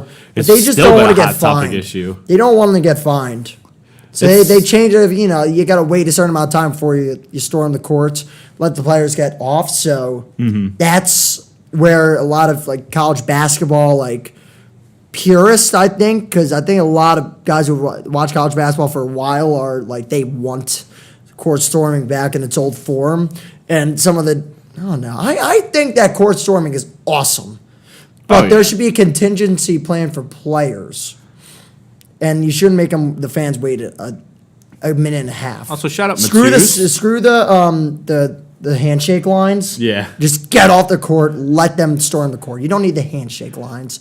You can do it in a tunnel if you want. Yeah. But go ahead with that one. Shout out Matus because deserves he it. got a 3-point foul and made all 3 of his buckets. Now Duquesne back up by 11. 11, man. How about it? They're starting to pull away in the second half. They keep this up for another, I'd say 5 minutes. They're gonna be in a good spot. They're holding a double-digit lead and they're A playing. lot of good. ways to go Oh. with the Dukes, and that's going to be Duquesne ball. Fasasi lost it out of bounds. LaSalle crumbling to start the second half in front of our very own eyes. Fasasi just had 11 the to ball 3 to start the second half. Honestly, the ball just slipped. It was just one of those things. And, Yeah, it did. and I don't even know how because it went up, but also went very far out, Went very far out. and it just. Dixon for Netches is see- going to try a 3. Bong, no good off the back iron. What a pass for Dave White Sin's and a gonna- foul or called. Netches? Taken down by Ronsky, I believe. Matus. No, that might have been Netches. Apologies. Regardless, it's going to be free throws for Jalil White. Wow, that was a heck of a bounce pass. Yeah. Yeah. Oh, and White came down hard on that one. Yikes, that's got to hurt. That can't feel good. Oh no. I wouldn't imagine it would. By the way, we appreciate the 5 viewers. Appreciate y'all. It's huge. Clutch. All right. So 2 free throws. First one was good. Got Max By Bisaglia checking Jalil back into White. the game. Yeah, that's also worth noting. Yeah, just interesting start to the half for LaSalle, which you would figure after being kind of jolted by that McKeithen buzzer beater to end the half, an offensive rebound by LaSalle after the second free throws missed, but you'd assume they would have came out stronger. And Jalil White thought he had a foul called. He doesn't get the call. Rozier is fouled. That pass was a little bit behind Kareem. He had to double back to get it. Good job securing the ball. The man foul. ranked 5th in assist to turnover ratio, protecting the ball like he has all year for the Dukes. And you can see Jones was not happy with that call. No, it was not, and that's a tough call. He was pretty aggressive Tough way to on go to the that, bench but as well. yeah. That's tough. I wonder how many fouls he has, I actually. think he's at 2 or 3. I want to say he's at 3. That is important if he is at that total. I I know it's probably a lot of frustration with that because it started with Jones White is getting at hit 4. really hard. Jones He's at has 4. Wow, that could be a bad. That's huge. Jones got like what 4, 5, 6 points. Jones has 5 points right now. He's had a rough shooting night. He's 0 for 4, but he's hit 5 free throws. Duquesne turns it over. LaSalle ball. I know it's definitely frustrating. Like I said, it's frustrating because like it started with White getting like he got hammered by Edwards on that play. I think it was clean, but like it was so fast it was hard to tell. Yeah. And then that play where it was the right call for Kareem to draw that, but I know that's definitely frustrating after the first one that I think could have gone either way. And honestly, I would have leaned more in favor of LaSalle there, but I think one thing that was being noted was that it almost was like they weren't allowed to be physical at times, and they've let them play more physical in the second half. Fasasi for 3. No good. Rebounded by Wilborn. Very skillful rebound by him. Oh, Dinkins had a 3 if he was able to double back with that step back, but he lost it. Duquesne still has 20 seconds left to work with. Out to the corner, Dinkins fakes. Rifles over to the other side for Netches, who drives in baseline, puts it up and in. That was a strike from Dinkins. Wow. What a dart. He just threw it completely across the like from sideline to sideline. How about that? Needed that bucket. And Netches gets a foul called on him. That might draw him out of the game for right now. Looks like he's and he's a little bit of pain. I think it's possible that they collided with their hips or maybe legs, which is not good because Netches is out with the ankle, so any type of lower body injury is not ideal. You can see it. He's even got like a little bit of a brace on that ankle, and he's checked out. Not of the in, game. yeah. Oh boy, that's not good. But Toos comes back He's in. all right. All right, here's McKeithen. Over for White, who's left wide open. Well, now that we know he can shoot a 3 ball, maybe good to cover him next time. Yeah. 9-point game. Don't count LaSalle out. They're not out of this let. We're from Toos to kind of back away from that. It looked like a miscommunication between him and what I thought was Edwards. Inside Edwards is left for a wide open free throw jumper. Usually kind of a big man spot for that. Edwards is in and around that circle at the free throw line. Usually you see a big man there. And Edwards was just there, playing that spotting and a wide open look. That's not a. But that's what I like about Edwards. Edwards isn't afraid to get physical as Wilburn draws a foul, or Wilburn gets fouled. Jalil White, regardless, he has played well tonight. Oh yeah, He was someone we totally looked over too much. I don't think we paid enough attention. No, Jalil White's played on Jalil. He's been their main physical guy. Yeah, like I've been impressed with him. He's not even tonight. like their. I mean, would you say he's one of their big men down low? I would say so. But no, he's played really good as the first shot misses, rolls in and out. Give you some updates. So George Mason up 32-24 on Fordham, only by 8, which is still in it. Shot is good. Dayton is up 33-30 on Rhode Island at the end of the first half. That's good news for the Dukes. Also good news that Bonaventure and St. Joe's are tied at 35. Inside, Wilborn can't handle it. It's LaSalle ball. I don't know how that went off of Duquesne first, but they give it to LaSalle. 10-point game. 8 turnovers for the Dukes tonight, which isn't terrible, but it's not great. No. It's just not awful. It's been a I guess once you get over like 12 in a game, I think that's where you start to you border you're sort of crossing that border of bad. I see. I'm wondering if people were complaining about the ball being slippery there because the ref just went and kind of tried to drive the ball Drew, off. by the way. Just saw him on the screen. Coach Drew? No, the manager, Drew. Oh, yeah. Alrighty. Here's White over to the corner. I believe that's McKeithen. That's a highly contested shot. Picked up by... Shades of Melvin Council. That almost went in. Yeah. Oh, my God. Dinkins goes in. Dinkins! Oh, man. Circus layup from Trey Dinkins. 45-33 Dukes. Just do it yourself. Picked up the rebound, and he just took off. Sure did. Next timeout will be our under 12. Nice shot right there from McKeithen. And they're staying in it, but eventually LaSalle's going to have to make a run here. And it's going to be up to Duquesne to weather that. No, Now, it's also will be on they? Duquesne We'll to find out. Increase the lead. They absolutely can. They haven't gone Minimize past 12. that hopeful run that LaSalle hopes is coming. Kareem Rozier driving in. He draws a foul. Nice job by Kareem Rozier that's to good be coverage. the aggressor there. As it draws to the media timeout. All righty, man. 45-35 Dukes. And when we come back, Do not blow this. And Kareem goes to the line for 2. This will be a rather important next 4 because I think Duquesne can put it away here. Well, if he makes both, it puts him back up to the highest lead they've had tonight at 12. And I think they can get it. honestly, if you get it to 15 by in the college under 8s. basketball, you get up by 15 at one Yeah. point in college basketball. It's a really, I think if it's you a get tough to mental hurdle to get I think if over. you get over 15 plus point lead at the under 8s in the second half, I think you're as good as it gets.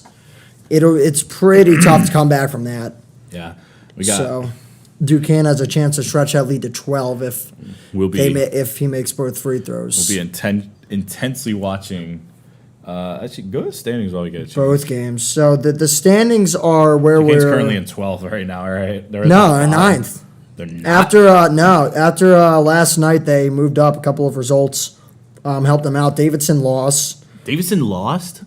I lost to VCU. So Oh, right. No, VCU played VCU. Richmond. No. Oh, you're right. I know, because I know that. Davidson, I thought won. I know that. No, I'm pretty sure.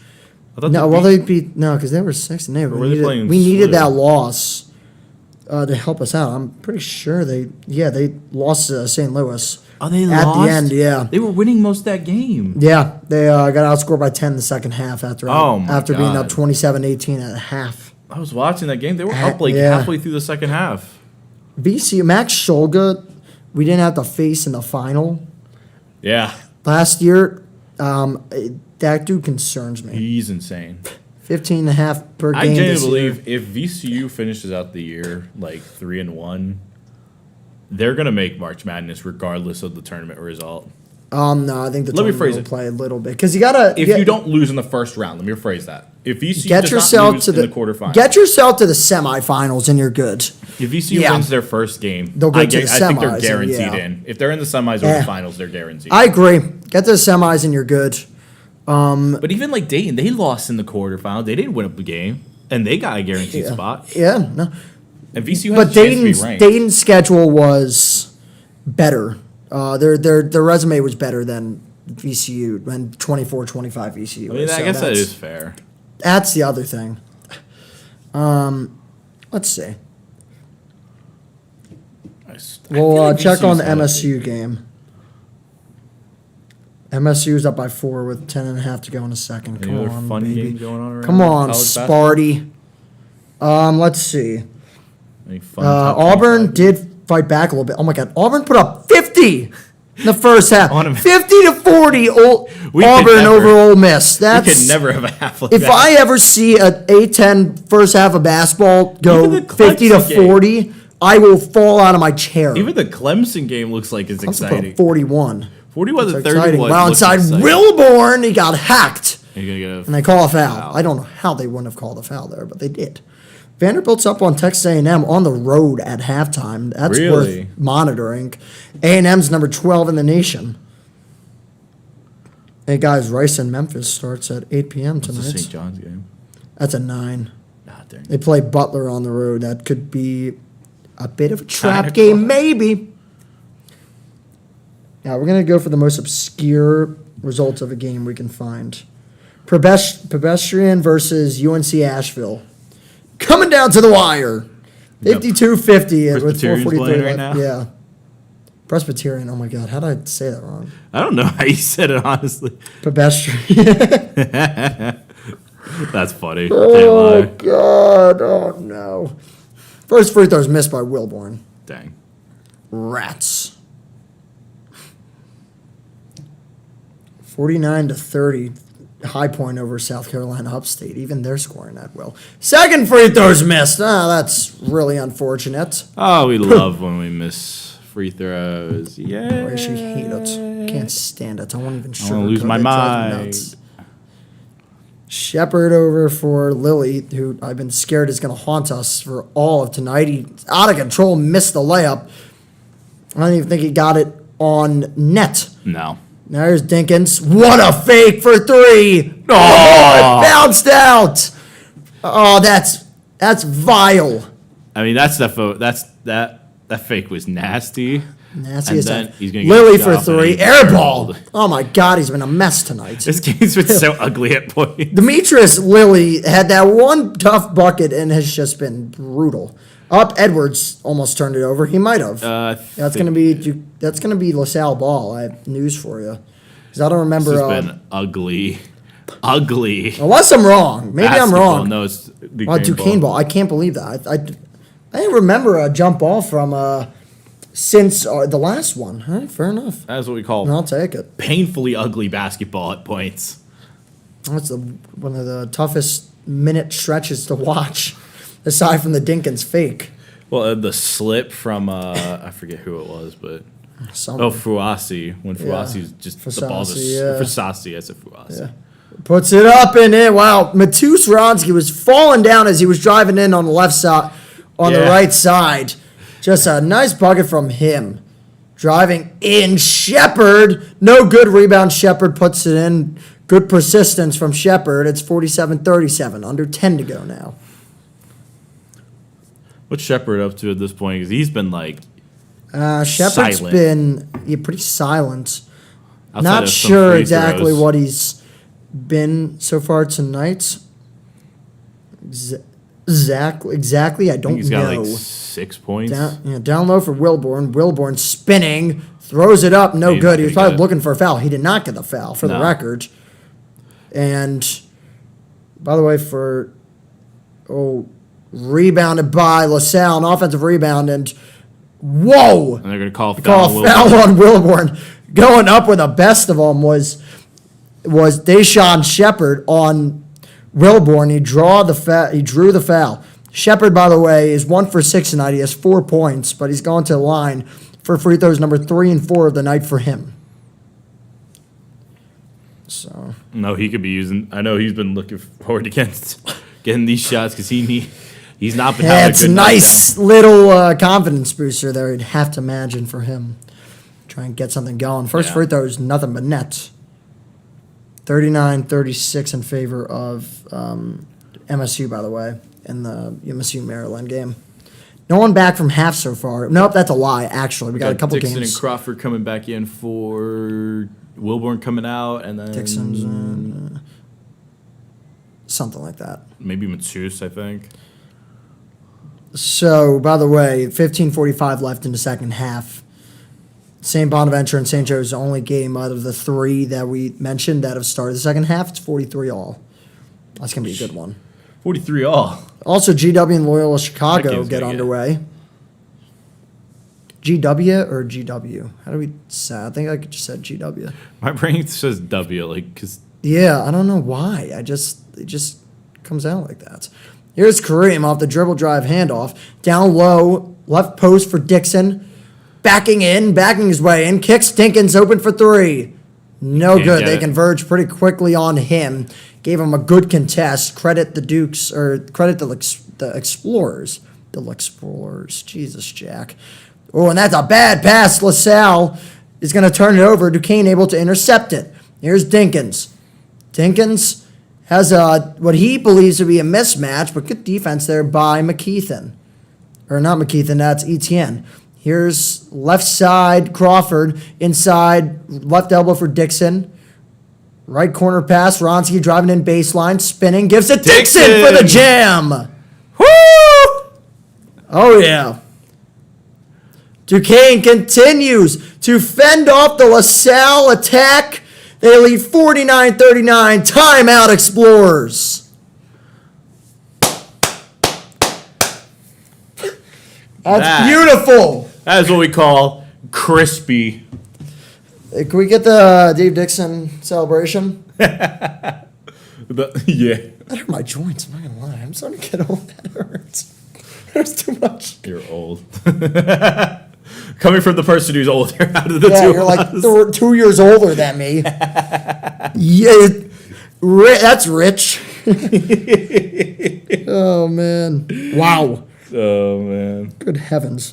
By the way, I just want to once again reiterate, thank you guys so much for the likes and views here.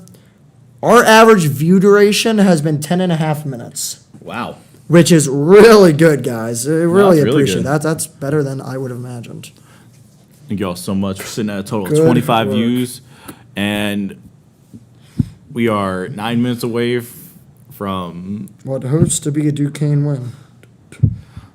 probably the only one we cover. Yeah.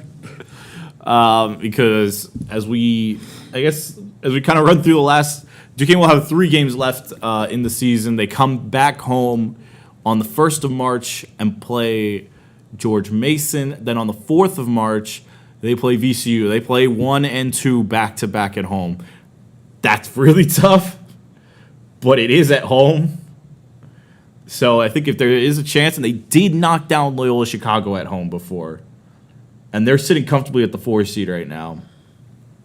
So it's one of those ones that's up in the air, I feel like. One of those games they could steal. All right. If they can steal one of those games, there will be no doubt at all they will be in the second day of the tournament. You said right now They're not playing the first day. They're number 9 right now. They're going to get some help. Maybe. They're probably going to get some help. I doubt that Rhode Island and St. Bonaventure are going to win. Because where are the teams above them from 6 to 8? From 6 to 8. Because 1 to 5 at this point, I think really doesn't matter. It's a combination of George Mason, VCU, Dayton, Loyola, Chicago, and St. Joe's at this point.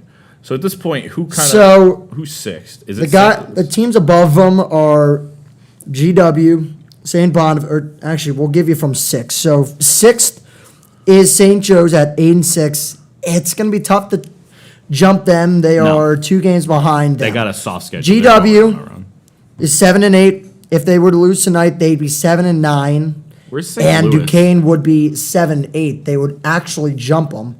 So St. Bonaventure is also 7 and 8. By the way, St. Louis is 4th. Dayton is 5th. St. Louis is 4th. Yeah, because Dayton lost that game, and St. Louis took care of business the other day. Oh my God. Yeah. So it's the Hawks, GW, and St. Bonaventure ahead of Duquesne. If the Hawks win tonight over St. Bonaventure and the Ramblers beat GW, Duquesne will jump both of them and get to the 7th spot, which would be pretty cool. That ball's going to Because you got to realize, out. if Duquesne, that's going to be Duquesne ball. Duquesne ball. You got to realize, even if Duquesne gets number 9, which is the last spot, to avoid playing the first day, and now they're going to take another media timeout. It's pretty close from that timeout to Honestly, now. I feel like it really doesn't but matter. here's the thing. It does matter because 8-9, winner of that game plays VCU. And if you have a chance to avoid that game, I'd like to. That's the only team that really terrifies me. So getting a 7 seed would be really good, man. Regardless, and this is just my opinion on the matter, they're going to have to knock out one of, and even if they aren't as scary as before, they have to knock out one of Loyola, Dayton, George Mason, or VCU. Well, would you rather have to knock out GMU or VCU? That's what it comes. You're not going to be able to. You're not going to get as high to the point where you could play like a Loyola or Dayton or St. Louis. Probably that would be tough. I wouldn't want to play Dayton with how Duquesne's played against them. I'd want to play Dayton. I think Duquesne could beat them. Duquesne Maybe, Duquesne had a terrible game against Dayton. Unlike any I've seen all year. Talk about the home game? The home game. Then they almost knocked off Dayton on the road and debatably should have if they didn't have a lapse in judgment from Cam Crawford. Or at least That is a team that I would like to see over VCU and probably GMU because they're finding ways to win and they have won like GMU's 11 of their defense last is 12. Stingy. Yeah, I think that could cause Duquesne problems. The bad defense. I don't think Dayton has as good of a defense. They don't. VCU's defense, I think that GMU's is better, but VCU is a good offense. I think Duquesne can make them uncomfortable. Terrifying offense. VCU would terrify me. But that's the thing. I would like to get away from that 8-9 game just for that. I guess that's fair. So if you have an opportunity, obviously you got to take care of business first. I'm just saying what my hopes would be. It doesn't matter what my hopes are because there's a lot that can happen. I guess the reason I say is I think if you're if you praying can for a avoid spot, the you want first, 7. If you can avoid the first day, and you get in that 6 to 9 range, I feel like anything's possible at that point. And it's nothing to discredit having to be a double-digit seed. For sure. But the odds are stacked so far against you when you have to play that first day. You know what? That would actually help us out if we do the 8-9 game because we actually know our opponents. So in theory, it wouldn't be the worst thing ever, but So that's going to be interesting to see how it unfolds. Duquesne's only up by 10, by the way. Still a lot of time left. Let's make sure it's gotten across. We said that we would have liked Duquesne to get to a 15-point lead. They did not. Not yet. It stays at 10 with under 8 to go. 7:52 to go. If Duquesne can hold a 10-point lead at the under 4, I'm confident, but it's still 4 minutes left for things to go wrong. It's a lot of time, man. And you can see LaSalle change up their tactics. Sorry, you're right. As Nietzsche's that would help. Rozier for 3, and it rims out. Oh, my goodness. That's happened a couple of times. Now, Deuce Jones on the break has to get by Netchus. And great defense from Netchus. He didn't foul him. Duquesne rushing up the court again.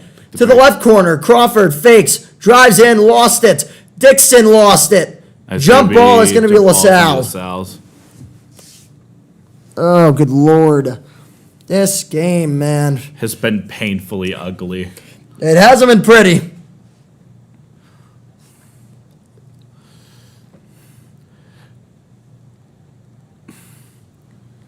Oh, man. We're talking been run over 10 times by the ugly bus level of ugly. Run over by the ugly Mack truck. And not just ran over, backed up and ran over. Time and time again. I feel like 49-39 is not a terrible score, but it's also been one of those games where it's just been... There's been a lot of shots put up. It hasn't been a grinded out possession by possession type 49-39 game. It looks like Duquesne's going to get fouled. Get fouled. Yeah. Or get a foul. Something of the My brain is just smooth right now. This is just not... Something of the brain nature. The brain family. Oh, man, oh, man, oh, man. My inner stupidity as they are already... as LaSalle is now a bonus. Great. Fantastic. That's I not didn't good. even see who got that. Andres Marrero is going to go to the line. It's on Venezuela. First free throw is good. He went to Upper Room Christian School in New York.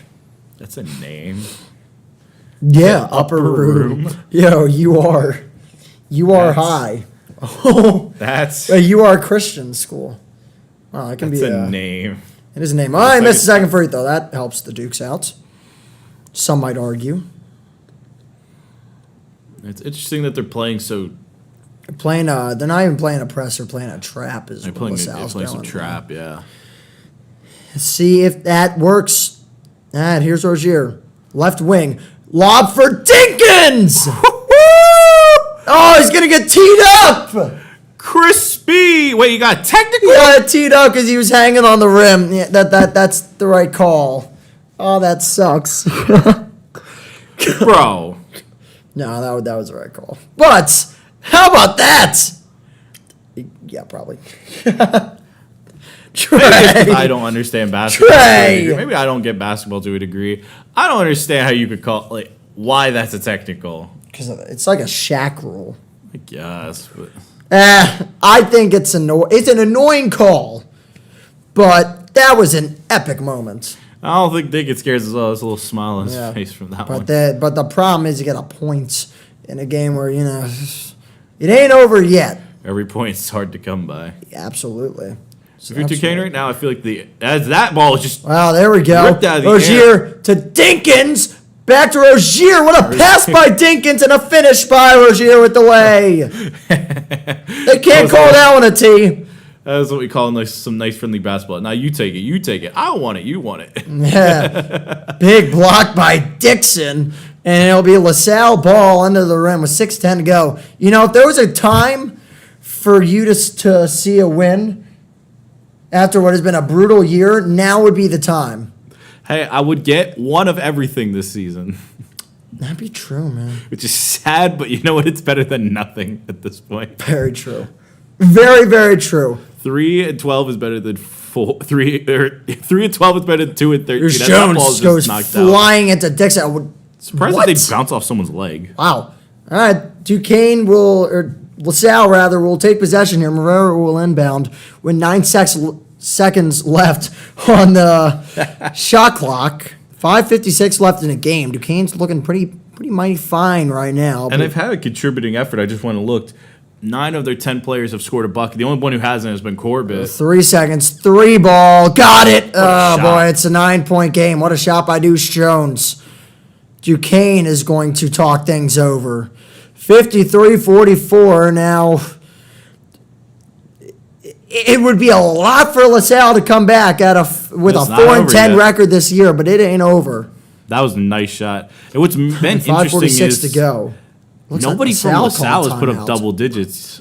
I think LaSalle called timeouts, which is confusing, but I that's what it just said on the scoreboard.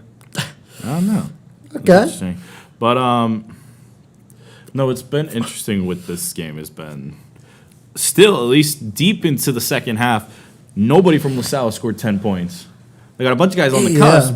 White's at 9, McKeithen's That's at a- 8, Jones is at 8, and Fasasi is at 8.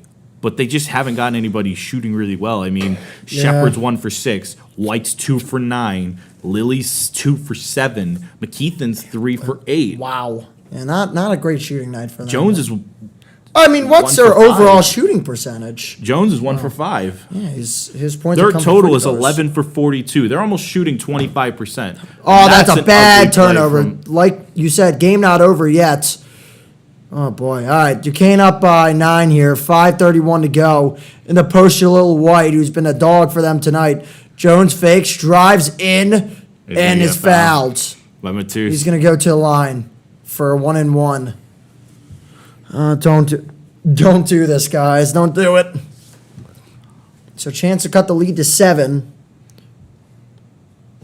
for Deuce Jones, who, if you haven't seen him play this year, he's a pretty good player. He is. He has a chance to get the first player on LaSalle up to double digits tonight. His first shot is good. Money. Leads now down to 53-45, yeah. Guess they got him on the floor. So you're trying to split the defender. Second free throw is up, and it's good. Money. You don't want to send him to the line. And Jones is- Note to self. He's finally got. Now they finally have a guy in double digits. Duquesne breaks the trap. Oh, God. They almost turned it over as soon as I was about to finish that sentence. Rozier has it. Dinkins is on the floor in the right corner. Crawford, I thought he was closer and could have all pulled it there, alone. but oh no, Crawford almost turned it over, gets it back, but he lost it Loses it. again, and That's LaSalle has sloppy. cut the lead to 5 with under 5 minutes to go. 2 times were just bad passes that led to I know, just man. quick points. Trap Last is starting to affect Duquesne. little last roar for Fran Dunphy in his honorary game. think Duquesne it's calls a gonna call a timeout. 4:45 left in the second. LaSalle is not done yet. We got a good finish coming up here. Don't go away. Oh, God. You know, the positive is that whenever the games get close, we end up getting more viewers. I know you don't want to hear that right now, but Because I feel like I know how these games end, and I don't want it to happen because I will get highly angry. don't slam the table. I will walk out and say all the bad things off the stream. Well, the things you can't do it in the studio now. Well, I guess you could do it back there, but Not Can't until we really- not until we cut the black. no. No, I will be as cordial as I can on camera, but after that, oh no, I'll call all the cards are off there. I don't even get mad after these losses. These have I been just some I don't even get mad at. By the way, I have to go on a. I'm going, or I don't say have to because Those are I some volunteered. errant plays. But I'm going on a podcast after this game tonight for A10 Talk. They if they blow this game, it's not going to be a fun. It's going to be our first appearance on the podcast for A10 Talk. I don't think they want to. They might not invite me back after the blunt analysis I give them. Actually, they might invite me back. You did say join the insanity when you were previewing the game on Twitter. Oh my god.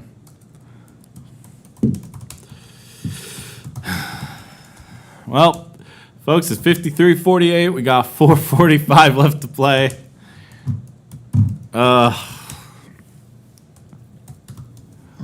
This is going to be a big possession for Duquesne if they want to have any chance of trying to Close this one out and not give us a heart attack. and not make this a frustrating end to the game. Herzier has it. Guarded by, I believe that's Jones. No, it was McKeithen. Nice pump fake. Crawford, and he got it to go. Big bucket. Cam Crawford leads back to 7. That's, whew. One thing I liked with that play, and I've seen it too many times, where they get the fake, and their first reaction is just to jump up and take a three, sometimes in a tight spot. Jones is lost down low. He puts it up and in. That's a great bucket from Deuce Jones, and there's not much you can do there. No, there's not a lot you Herzier. can do there. Kareem did about. He got as him much where as he wanted could. him. But it's size. It's always size, Yeah. unfortunately. Size It can be literally, always you Deuce had him Jones. where you wanted him, and he just put up a better shot. Okay. All right, here's Dinkins. I feel like whoever Anyone wins- have anyone feel their heart pounding? taking a tough Dinkins, shot, and no it's not good. He gonna missed it. And you can't fault him for shooting it. Maybe too early in the shot clock, but all right, here's Deuce Jones. Downhill on Ronsky, and They're a gonna foul call him a is foul on called. Matus. Oh no. 3.5 to go, and it's getting close here. Duquesne hasn't exactly played awful to warrants them blowing this lead, but they had that one mistake that did cut the game to 5, and it feels like LaSalle is feeling themselves right now. So it's just Nothing's worse than a team that's got nothing left to lose. that's true. I mean, what's the worst that happens? What's They lose what- and yeah. fall to 15th? Like, I don't think they care finishing 14th or 15th. That's great.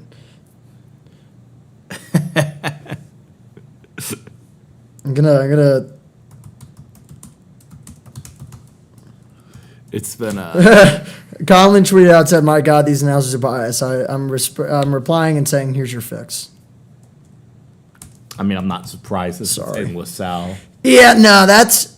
I think Tim Benz does a good job of being. No, Tim unbiased. Benz is great. I like Tim. I do like him. I'm not saying that because I've also met him. Wacky waving arm, flailing inflatable tube explorer. It's like a Family Guy reference right there from I love that. the goal Only standard. fans. Yeah, only. Oh man! Oh, good lord! I think at this point, whoever scores 60 is probably going to be the one who wins it.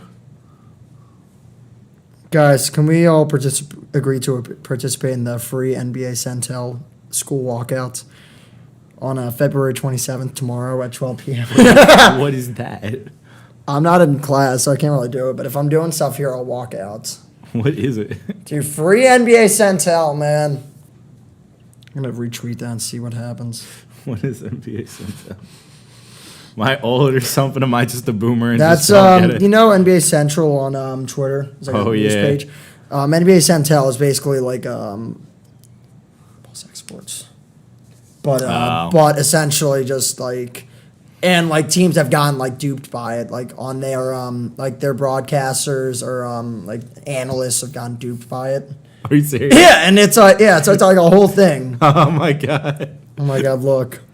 that's great. Speaking of it, The Phil Barstool Centel- itself. to Phil, no, not Barstool. Oh, never mind. Just got Centelled. And it's not even Centel. I just did. That's crazy. He just man. got, I'm not going to say it.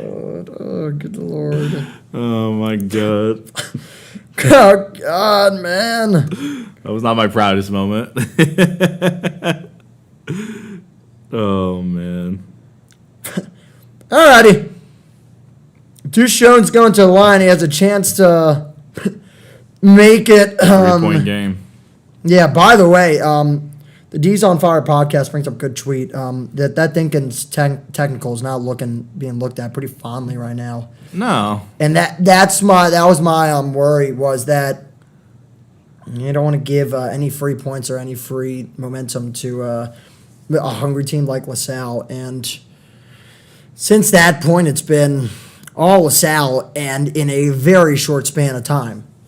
55-51. Deuce Jones has been money from the line, not a guy you wanted to send to the line. His second free throw is good. Cash money. It's 55-52. It's a one-score game. Inbounded to Rozier. He falls down. That's still in play. It's going to be Duquesne ball. Yeah, because They're going to get away with one there. That was nearly a disaster. Almighty. That's definitely going to hurt. I mean, Kareem had to take That it. hurts for Kareem. I'll tell you what, that was not. He had to get high for that. Oh man, they're That showing the was an replay errant now. play from Whoa. Crawford. Oh, That was an errant play from Crawford, but nobody else was open. I hope your Kareem's all right. Wow. He definitely. So for the record, we'll back's point it definitely out. already Duquesne up. has 12 turnovers. I told you that the 12 felt like the fresh threshold for a bad turnover game. They're probably going to surpass it, saying that they don't turn it over in the last 3.5 minutes. Oh, Dinkins runs into a guy, turns it over. And they're not going to get a. And now they call a foul. It's going to be on LaSalle, it looks like. So Dinkins has some words, it looks like, for Deuce Jones, and that shouldn't be a jump, because you can't call that in that's a foul on Deuce retrospect. Jones. That's going to be huge because that's going to knock him out the game. And that's why it looks like. So let's look.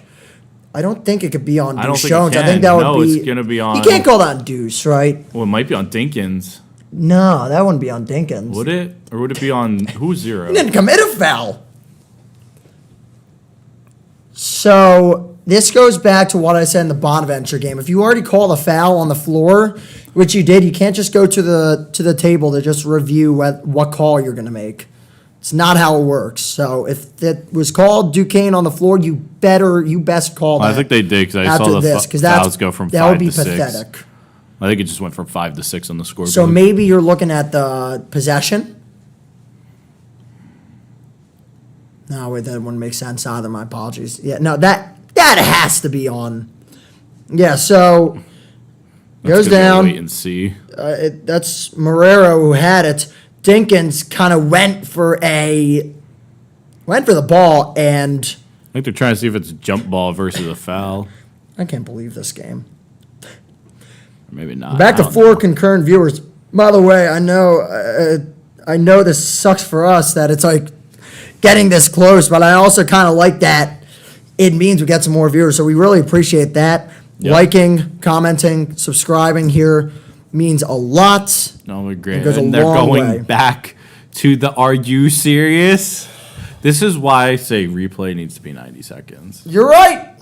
It should be 90 seconds, but no. Why is it, and this is a personal gripe of mine, It's not just personal. why It's is right. it the last 5 minutes takes an hour? I don't understand. God almighty. So live. We got some good viewers in here, man. It's Yeah, so I don't even know what I was going to look at. I forget. Okay. All right. also the Rambler or the Explorer with the trumpet. I like that. Yeah. And I'm not saying that because I am a trumpet player, was. I think we said this on the last live, or maybe I just said it to someone that I think I said it to my girlfriend actually. I said I used to play trumpets. I actually was awful. Me playing trumpet literally ruined the band in 5th grade. Man, I was a good. It's funny.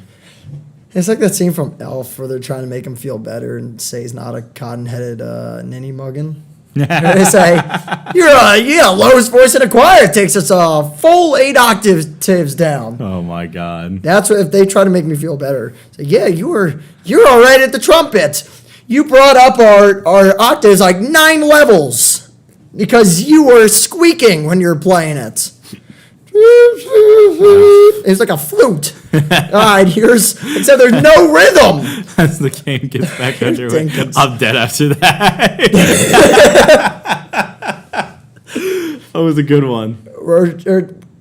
Whoa. Netchus draws a foul. Sorry, I got sidetracked. Wilborn had it at the free throw line, gave it to Netchus, and Netchus took a couple steps in, put it up, drew the foul. He's going to go to the line for 2. That's huge for Duquesne because now, if they can hold onto the ball and keep drawing calls, they're going to the line regardless. Is that foul just put Duquesne in the bonus? That's huge. So I wonder if that's off the ball. No, what? That was off the ball. It's picked up. Well, I guess it worked out. Rozier has it left. It's a big wing. miss from Nietzsche's, though. The shot clock reset to 20. We're at 12 seconds now. Duquesne needs to score on this possession. Here's Rozier. Nothing happening. Rozier drives in, puts it up. He airballed it. He gets it back, puts it up again. And it rims in. Big bucket from Kareem Rozier. That ball spun around for forever. Oh, my God. 2.5 left on the clock. All righty, here we go. LaSalle, big shot right there. Goes up and in. The lead's back to 3. McKeithen again. And we're about to get one of the million timeouts for this. Duquesne has 1 timeout left. Presumably LaSalle took that timeout there. They will be down to 1. 2.5 to go. We're coming down to the wire here again on this edition of Duquesne Basketball Live. This edition on this edition of I'm Losing My Ever-Loving Mind, Jack and Nick have a heart attack. Welcome to Lose My Mind. Will we actually live stream a win this year? You shake the 8 ball. Why is it sides point to no right now? I think the 8 ball has been thrown into the furthermost left corner of this room since they blew this lead. No, that's the throw to the Monongahela. We went to the Monongahela Bridge at halftime and just threw it off of the bridge. Oh, that shot was insane from Kareem. Oh, my God. And yes, I'll take the hood off. Hoodie fam. Okay. Well, that energy drink's coming back to bite me now. I thought this was going to be a nice little victory, but now my heart's pounding. You're hyped up right now. Oh, my God. I'm going to crash after this game.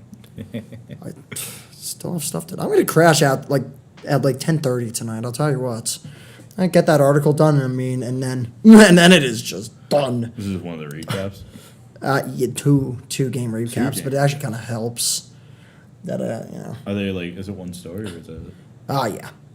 Which game? No. So, Duquesne women's basketball against St. Louis. They pulled off that one 74-62. Oh, the St. Louis and then the Bonnie game? Yeah, and then the Bonnie game today, Education Day. By the way, they played Party in the USA. Oh, my God. And I remember that at the George Washington game. It wasn't as hype.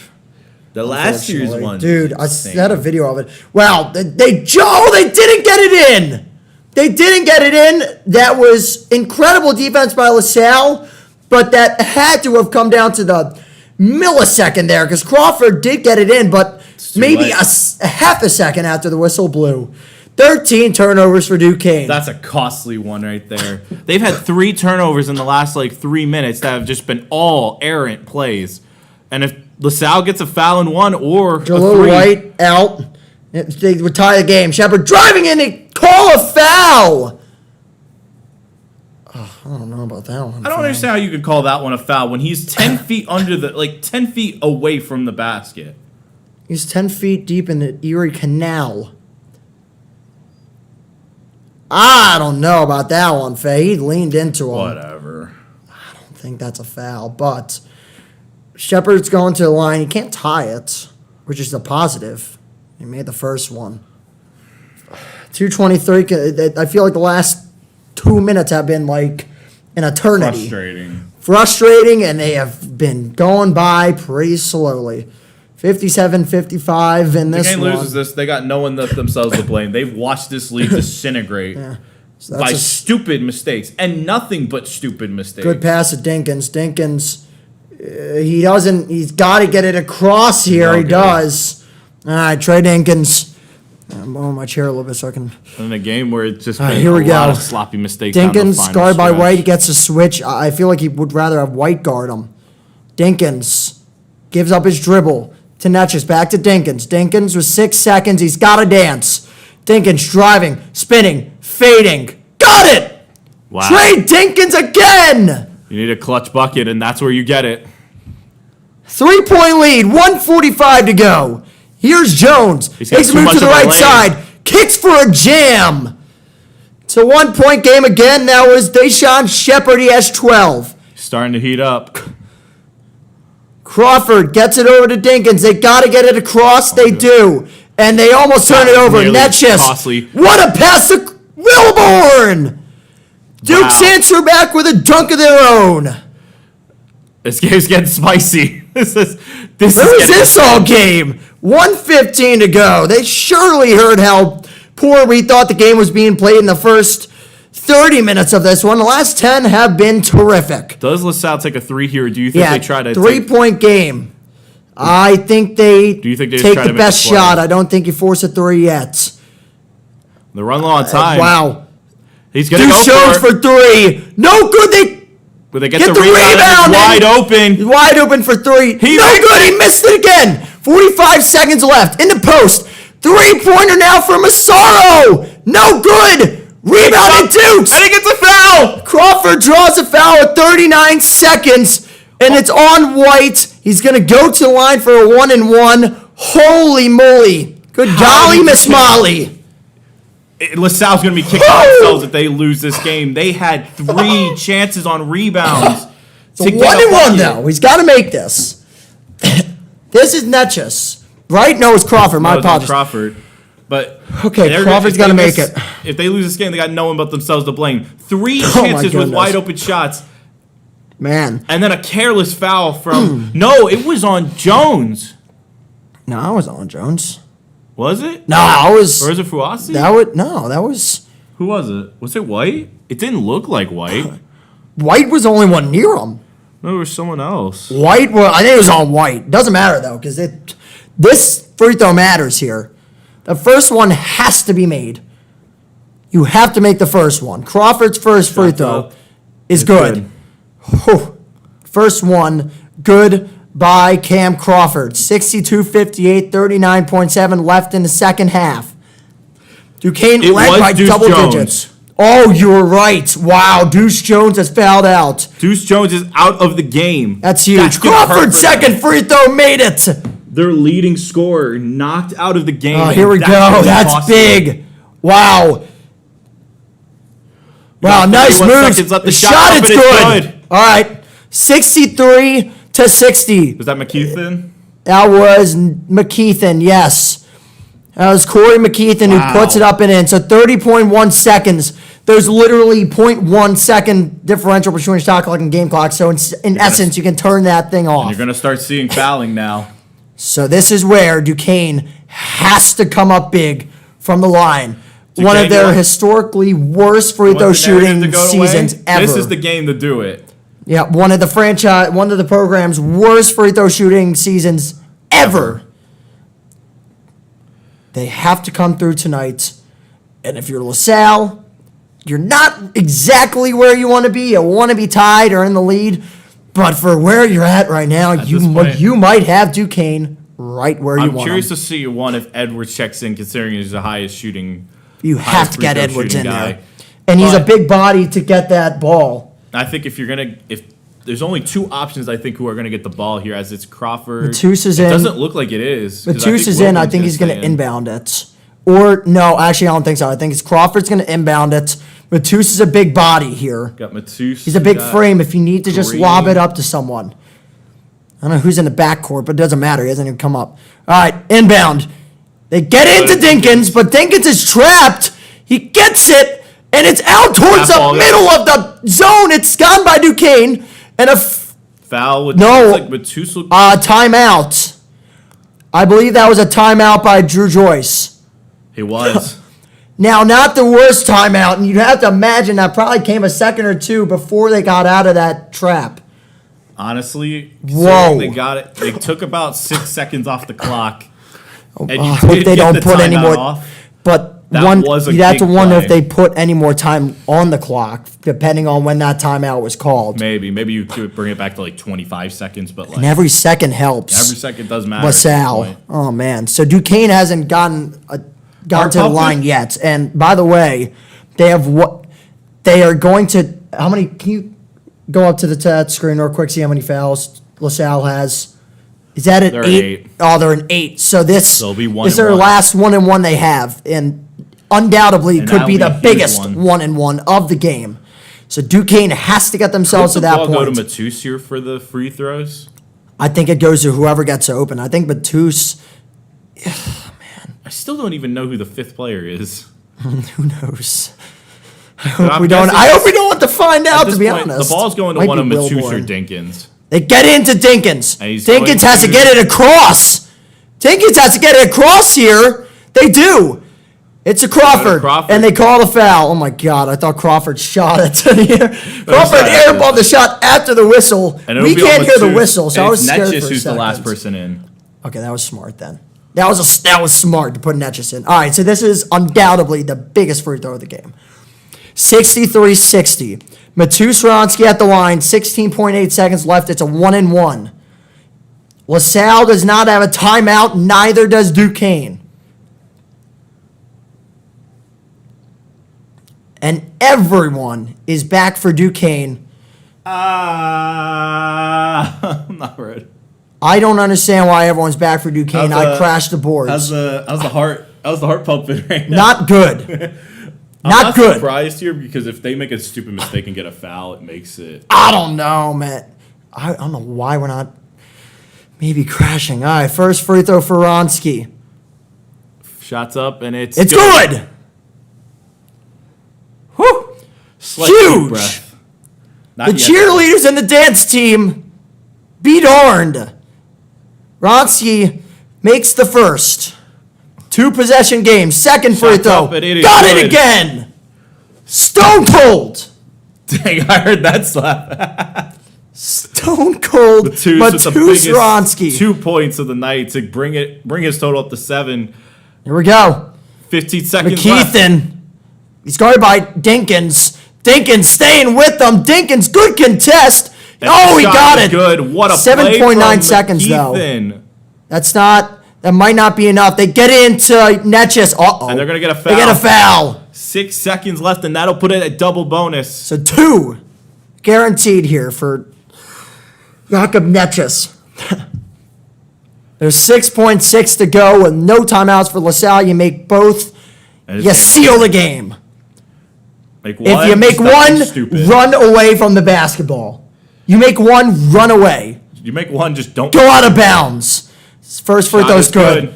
Duquesne has been terrific from the line in the last minutes. Give them a whole Second half, they played a bunch lot of better at the credits. line. Yeah. From a game that started with a Jayshawn Corbett Air ball. they have come a long way. 2 free throws from Netjes. He's up to 10, and that should do it. Yes. All right, we'll see what the final 6.6 has in store. But Duquesne, barring any silly mistakes, 2 McKeithen seconds, goes up for the one. shot. No It's good. no good. Duquesne wins 67-62. Only their second road win of the year, but man, is that a big win. And our first win on the live stream. There we go. That felt good. That felt really good. Whew, that got close at the end, but Duquesne comes through. And they win a huge one that could have some very big Ramifications. implications. Yep. On the incoming final week and change of the Oh, almost A10 that. season. Who you guys got winning well? Oh, yeah, I think, yeah, sorry. We had Duquesne winning. In my pregame show, me and Dylan did have Duquesne winning just by varying score. Wait. Oh my God! If they scored another 2 points, I would have been perfect on my prediction. I had Were you really? 69-62. That's funny. I had 69-62. That's a good guess. Just got an extra bonus win for Some that. quick updates before we wrap up because I was looking at some of the scores. Dayton has ran away within the second half. That's They're big. up by 9 against URI with about 7.5 minutes left. 2 minutes left. St. Joe's came alive and they're up by 7. With about 2:25. Fordham is hanging strong with GMU, only down by 4 with 8.5 minutes left. And Loyola Chicago has been destroying Dominating. So that means Duquesne. George Washington. If all 39-26. results hold, Duquesne will be number 7 in the tournament. If the season ended today. And that's about as big as at this point it's about as high as you can get with Duquesne, but you have to take every game you can possibly take. Yeah, and if you wanted to get higher, the time for that has passed. You would have to probably win all 3 of the Time of that remaining was to games. beat Bonaventure. That would have been, yes, pretty much. All right. But Any other thoughts? Final thoughts, I guess, before we sign off on what was a fantastic win for Duquesne. Too many times they have been on the receiving end of playing tight. I mean, they have not played this many tight games, and when they have, it's usually been with them falling on the losing end. They have not really had a close win all year long. They really haven't, if you think about it. Yeah. Like, what was their closest win? The Loyola win? GW, that where they almost blew. But The lead that they almost blew. But every Yeah, other game, they pretty blew much. the lead against Davidson. They couldn't Dayton. play a good second half against Dayton. They lost that tight game against Fordham. They've had too many games where they've been on the receiving end. They have not had a close win. And to finally I know LaSalle has not been good this year. There's no question about that. There's no win is question a about win, that. man. You have to take every win you can get because sometimes all it takes is one little thing. Dayton right now, who is, I get 5th, but it's still always one of the scariest schools, lost to UMass. And UMass is not good this year. No, they're not. So at Except this for point, Rasul Diggins, but that's anything a can different story. happen. And Sal played that game tight, and that game meant a lot to them. So they were going to go out and give it as much effort as they possibly could have for what that event meant to that school and the athletes. So I think Duquesne came alive in the second half. They had good plays. What's wild is this in a game in which you shoot 25% at the 3-point line, you should probably lose that game most you get times. 9 times out of 10, you're losing But that they game. played a fantastic defensive game. LaSalle shot even worse at the 3-point line. They went 5 for 21. Yeah, no, Including they those didn't shoot 3 very bricks at the last minute. Well. Yeah, pretty much. And sometimes, is it pretty? No. Did they finish with 3 guys in double digits? Yes, when I mentioned that at the 5-minute mark. But what I think matters at the end of the day is while it wasn't pretty, while that game was ugly immensely on both sides, Duquesne had to go in, prove they can win on the road, even if it's not a good team. And just get some confidence back in themselves. Who knows? Maybe that translates to them playing a good game against St. Louis to wrap up the season and the away and their away games. And I know 3-8 is still terrible if they do beat if they were to go and pull out a win against St. Louis, but you take what you can get going into the tournament. And I think that's about as huge of a win as you could have got because you got a good performance out of just about everybody on the team, save for Corbett, who I think will get himself back into it with those next 2 games. No, the injuries were.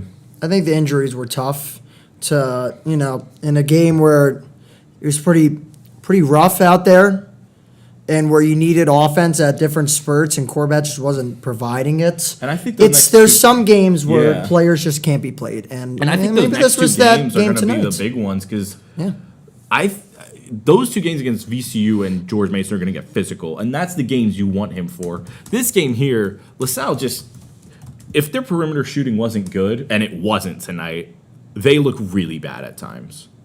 They looked really bad at times. I mean, there were multiple points where they went down by double digits because the perimeter shooting was terrible, and they had just as many mistakes early on as we did. So, I guess all in all, like I said, while it wasn't pretty, that's a big win to boost confidence. I really do believe that. So, because should they have closed it out better?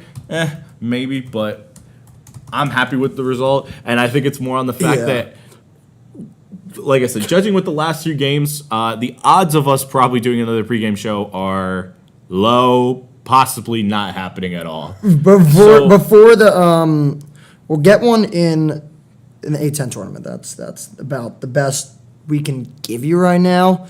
I'll be here for longer than expected on Friday. I'm not sure, but we will have content coming for you in the A10 tournament. We will be The odds there. of a live commentary, this might be the last one for the year. And Probably. I am happy that we at least ended out on a win because you guys have been Amazing. amazing. You've supported us through a lot. You watched me have a little bit of a meltdown in the Dayton game. I was starting to get really Yeah, worried. no. Like, you were the one getting more vocal and like, energetic. I was just sitting here worried. I'm like, oh, don't do it again. Don't put me through that again. So Yeah, that was worrisome. I'm happy. But Duquesne wins. We had a great job. Did a fantastic job. The St. Joe's game just finalized 75-64. Huge win. So I want to say thank you guys so much for tuning in tonight.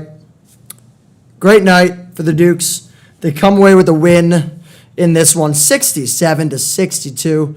For Nick Fernbaugh, I'm Jack Morgan. We're signing off tonight. Duquesne wins this one, and things are going to be interesting in the final couple weeks of the A10 season. We'll be there to cover it for you. But we're signing off for tonight. Have a good night, everyone.